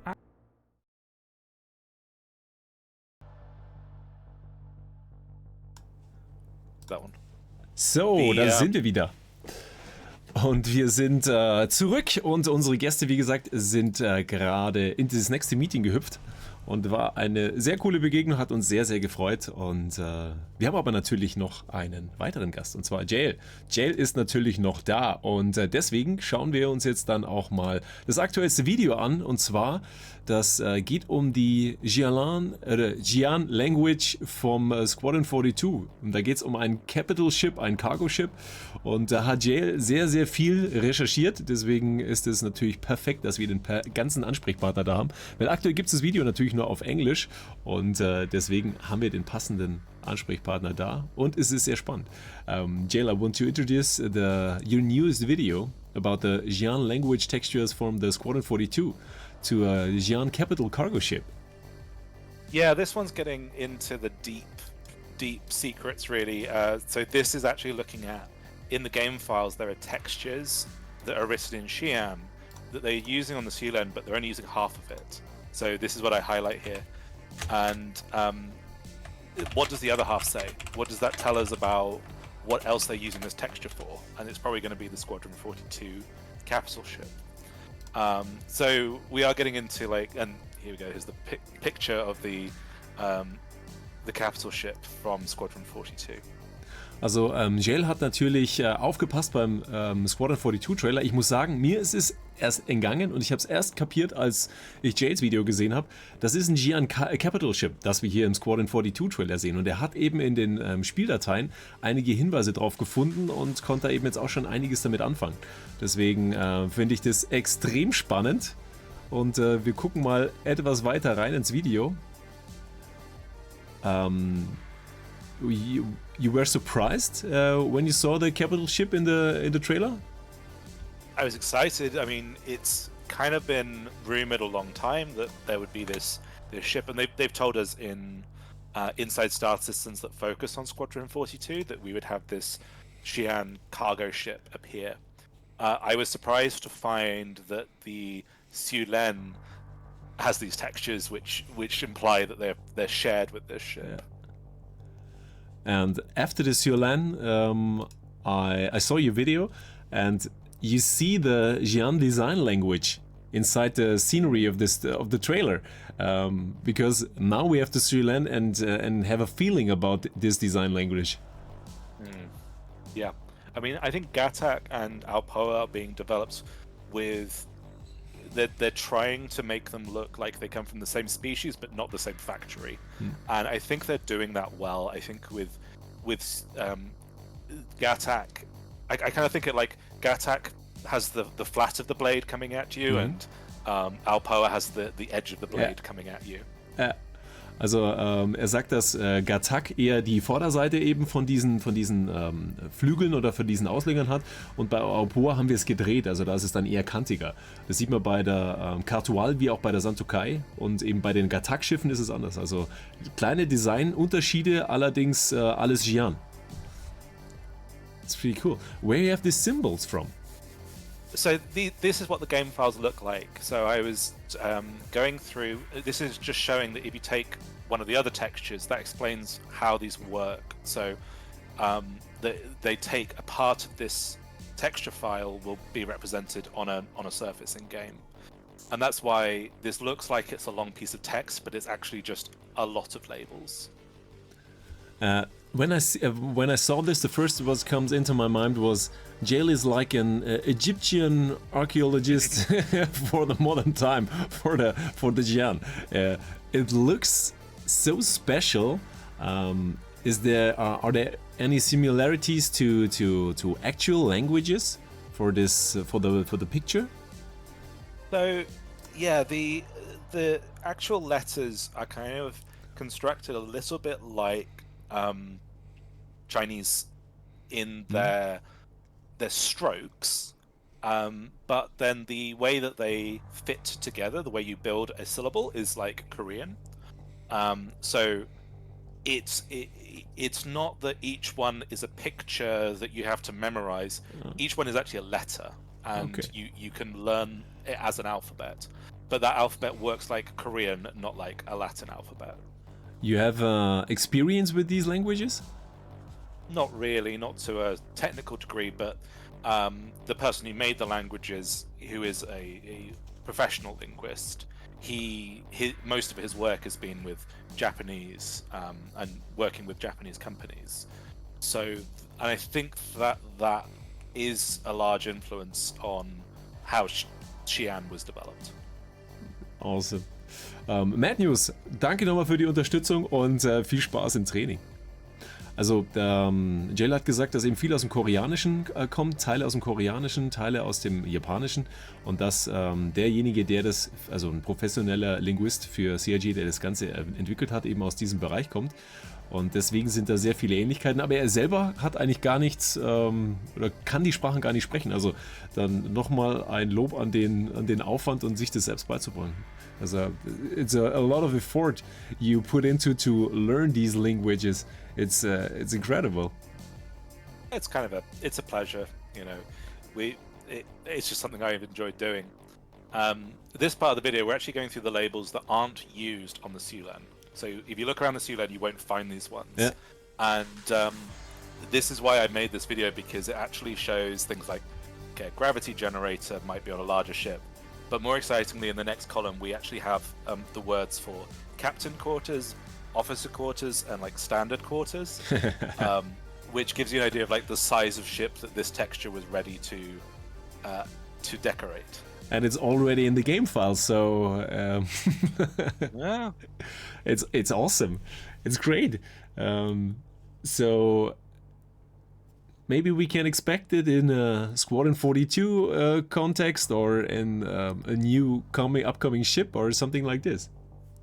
I think it's more likely that it was made for the Squadron 42 because Squadron 42 ship, because that's clearly been in development for a number of years as a game level, even if it's not a flyable ship. And the kind of labels that they have here would fit a ship that size.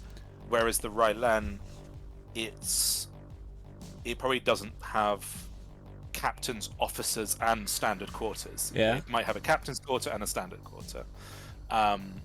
It does have a kitchen, like the Shulan doesn't. So I think that my theory is that they made this for the Squadron 42 ship and then used it for the Shulan. But this means the Squadron 42 trailer was not only a trailer just made for the trailer. So they used actual game, in-game mechanics and in-game files for the trailer. So there is something. So there is no, not only a visual trailer they put into. So there are game files. There are files and maybe a ship already for Squadron 42 they used for the trailer.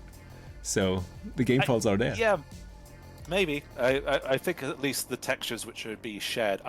I think if you were able to do an even more technical analysis, you could, like that picture one I showed at the start, where it was all just different symbols, you could probably analyze those and see which ones are used on the Shulan and which ones are included in the files just because they're on the same texture and they're not used on the Shulan. Yeah. And there's probably parts of those textures that were developed for the Squadron 42 ship, and then they used part of the texture for the Shulan.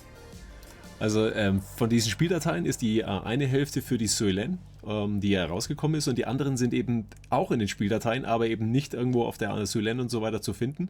Deswegen werden es entweder Dateien sein, die für ein Squadron 42-Schiff, für dieses Capital-Schiff genutzt werden, oder nicht. Und der Fakt ist ja, wenn diese Dateien sind da, sind allerdings nicht im Spiel.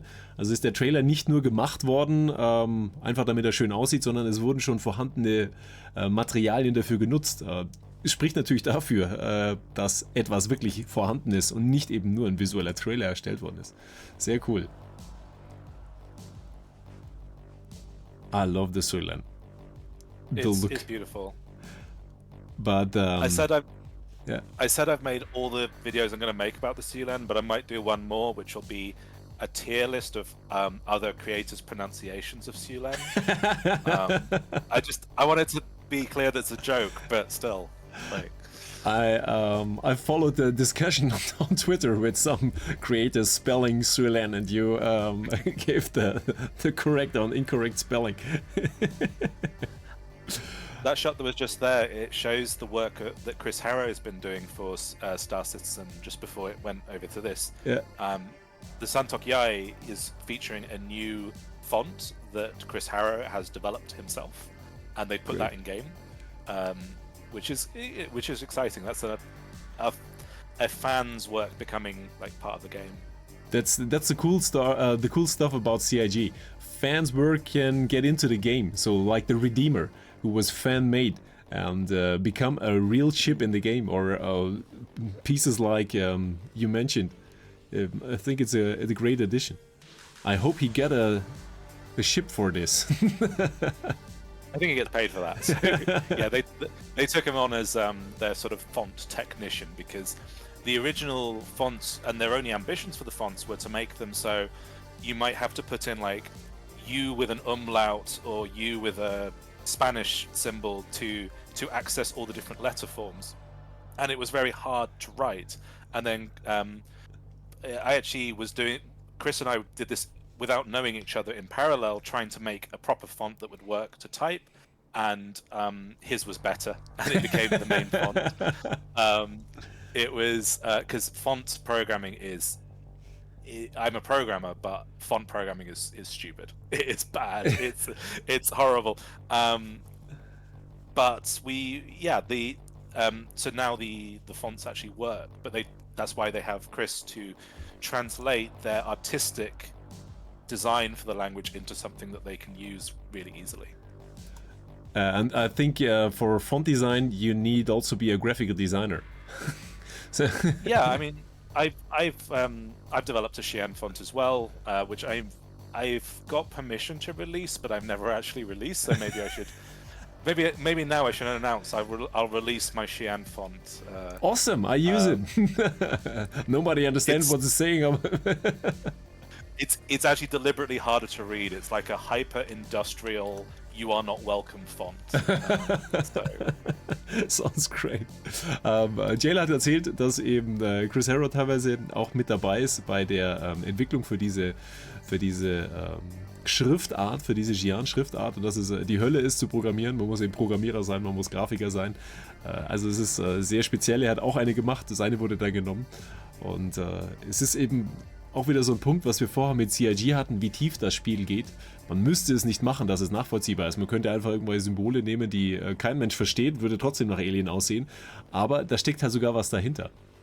I told the same, we talked with CIG.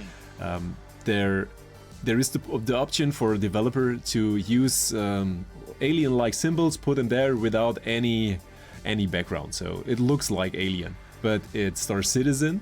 You have a whole language that's behind this symbols or this alien language, and that's the difference between other games, I think. Yeah, and I referenced this earlier. One of the reasons why I think it works, even almost all of the players will never learn a word of Xi'an or Banu. But I played probably my favorite game of all time, Morrowind, for a year before I realized that the signposts were in a language that they had made for the town. So when you went to a town called Balmora, that had a meaning that I didn't know, but I'd learned that I was enjoying a world where there seemed to be a logic behind the names. So to find out there was a logic behind the names, I realized how much that had enriched my experience. And I think that will be the same for non-Xi'an speakers, which is most people, in experiencing a Xi'an environment, is that there'll be a logic. It won't just be squiggles and the language of the Sims, just making stuff up. Also der Hintergrund ist dann eben auch, dass es eben eine Nachvollziehbarkeit gibt, auch wenn dieses dann gesprochen wird, diese Xi'an. Also nicht wie bei den Sims dann nur dieses Gequiebe, damit es sich fremd anhört, sondern da ist dann was dahinter. Und wenn du es verstehst, kannst du natürlich dann auch darauf reagieren oder eben damit was anfangen. You know what there is written on the Suilan at the front?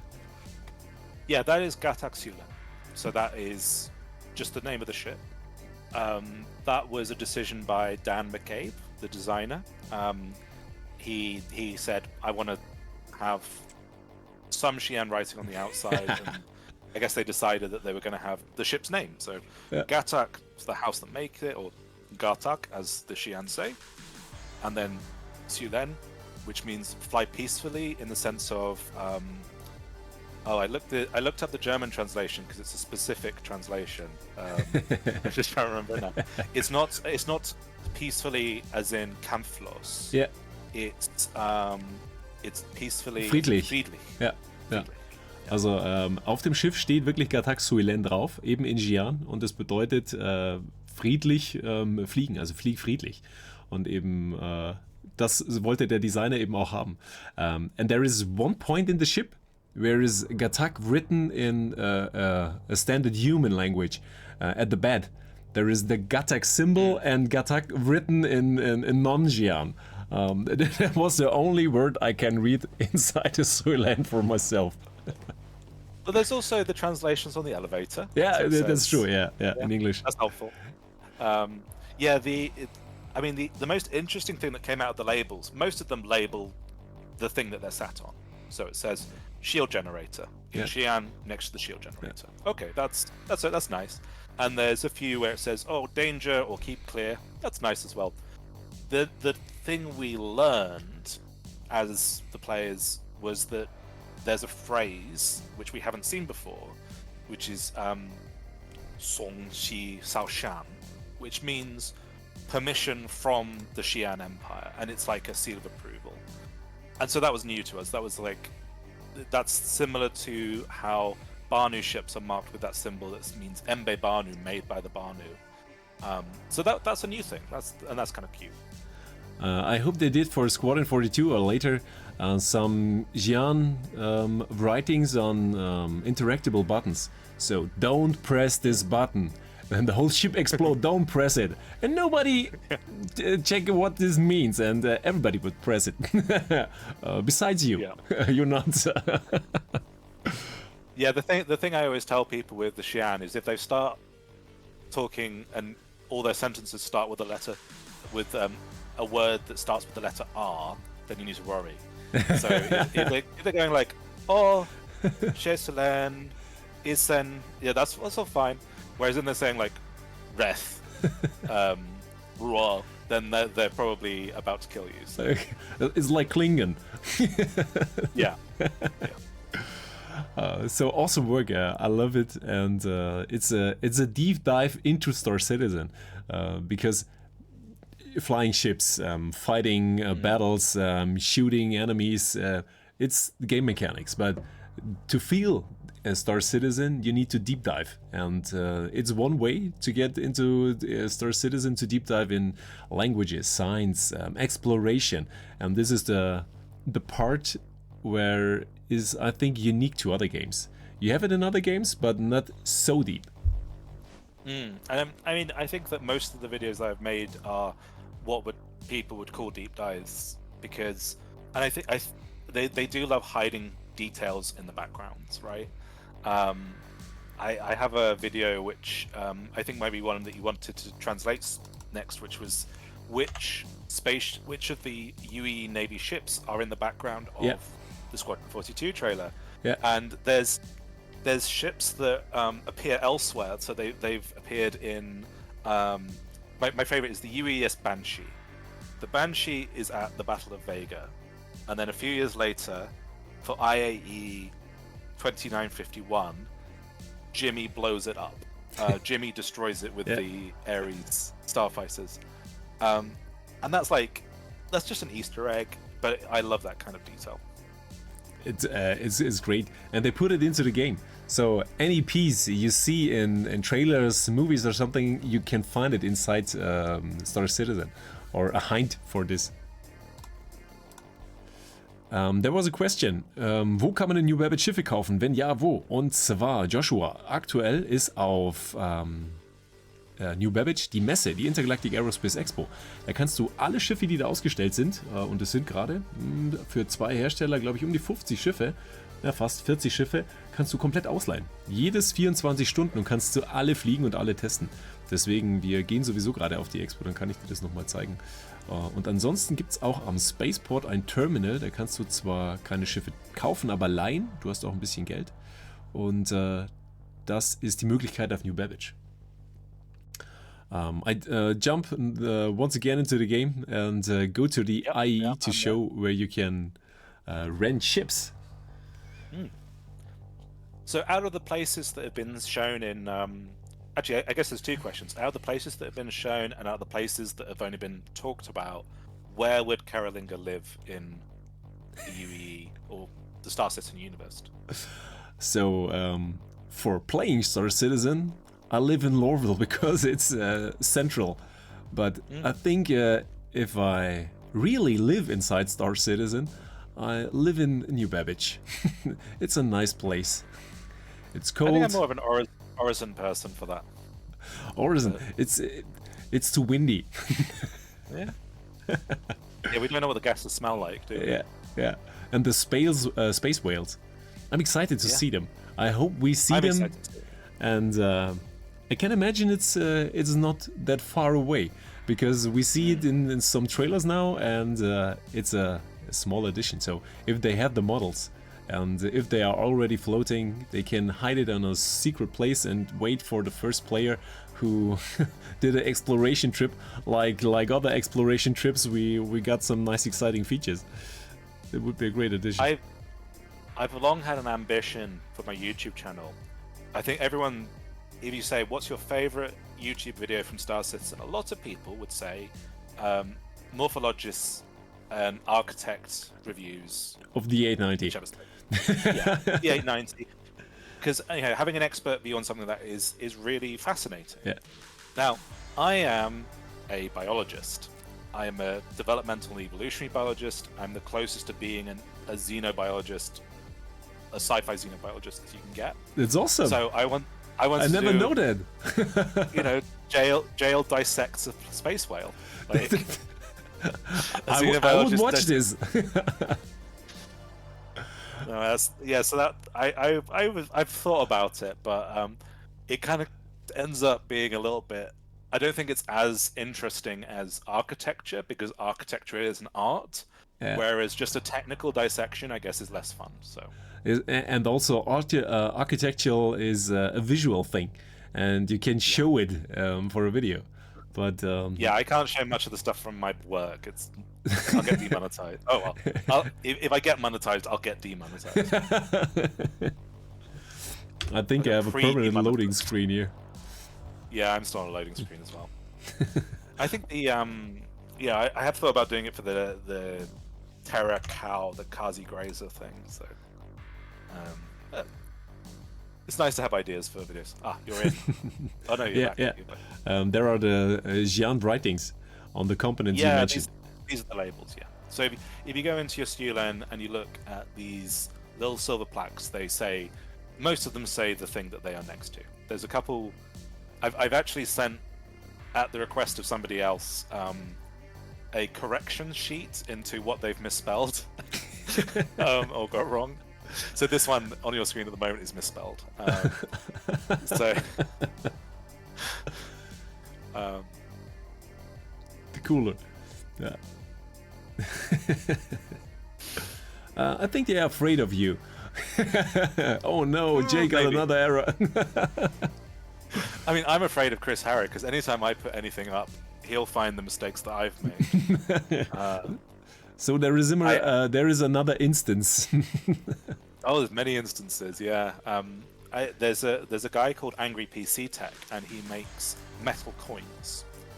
And we worked together to make a multilingual plaque that he sent to CIG Austin. Yeah.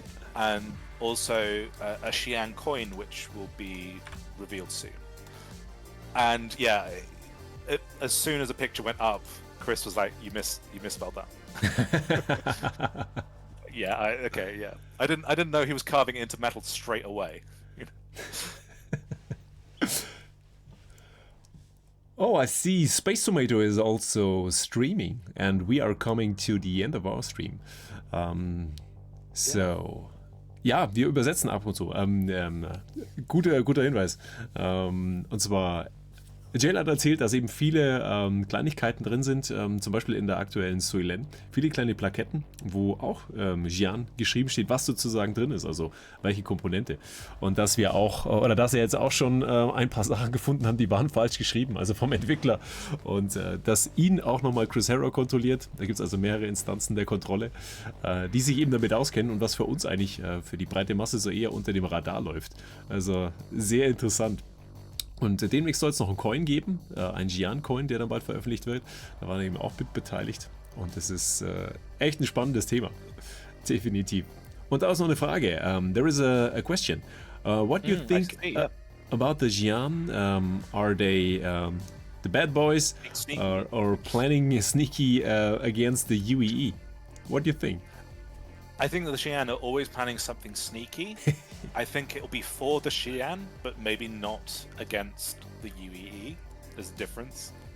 The fact that they turn up in Squadron 42 is kind of suspicious. This is in the trailer as well. It's the pilot Cal Mason says, "Oh, I didn't expect to see anyone, let alone a Jean," he says, which is a different variant pronunciation of. It's the military pronunciation of Xi'an. So yeah, they're definitely doing something sneaky, but it will be to their benefit, and that won't necessarily be against our benefit. Also er denkt schon, dass sie irgendwas Hinterhältiges planen, aber was ist natürlich noch die Frage. Jail, I would say thank you. It was an awesome stream. We had awesome guests, and also you as the main guest. It was a pleasure for me to see you live on stream. And Oh, thank you very much. Thank you very much for having me. It's been really enjoyable, and it's really fun to also hang out with you and with Yogi and Wayne. Great. I think we made a special with Chris, you, and you both talking. I'm listening and had no idea what you're talking about, but it was a great. I think it will be a great special. Yeah, I would actually recommend you have Chris and maybe Major Star Stuff, who's like he's trying to become. Well, I think he's very successfully becoming the Banu master, and he's also a German speaker. So you can have a three-way German conversation. So with all of you, we have 6 languages. Awesome! I think it will be a great special. Yeah, I can do Latin. You know, I'll contribute the Latin. A bit. Also. So thank you again. It was a really great pleasure. I think we do a little raid over to Space Tomato. We see Space Tomato later, also as guest in the stream, and he's also a very kind and very nice guy. I like his content also, a different style of content, so Jail's content, I hope you know, und wenn ihr Jail auch nochmal sehen wollt, wir verlinken euch gleich nochmal den Kanal zu Jail. Gerne reinschauen, gerne ein Abo dalassen. Wie gesagt, ist was ganz Spezielles, was es nicht überall gibt, und das sollte man auch wertschätzen, finde ich, weil da steckt so viel Arbeit drin. Deswegen gerne Jails Kanal abonnieren. Ich poste ihn euch nochmal. Und würde mich freuen, denn da kriegt ihr auf jeden Fall alles zu Sprachen. Und wir arbeiten daran, dass wir das weiter fortsetzen. Dann übersetze ich euch das auch nochmal auf Deutsch mit einem kleinen Versatz. Und dann sehen wir und hören wir nochmals mehr von Jail.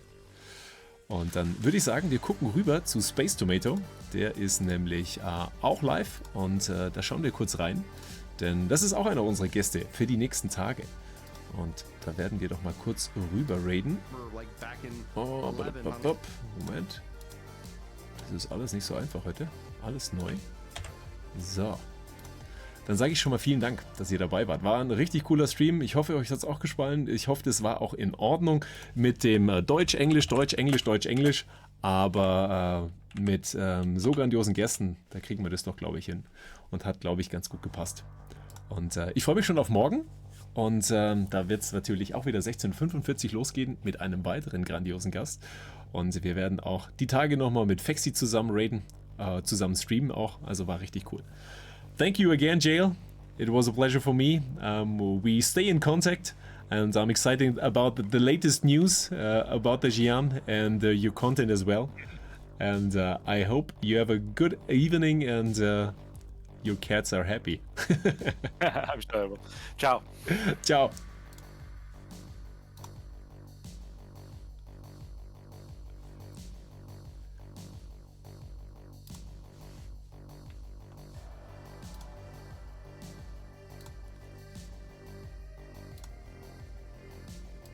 The hook, and then what you end up saying is like, guys, that was just the appetizer.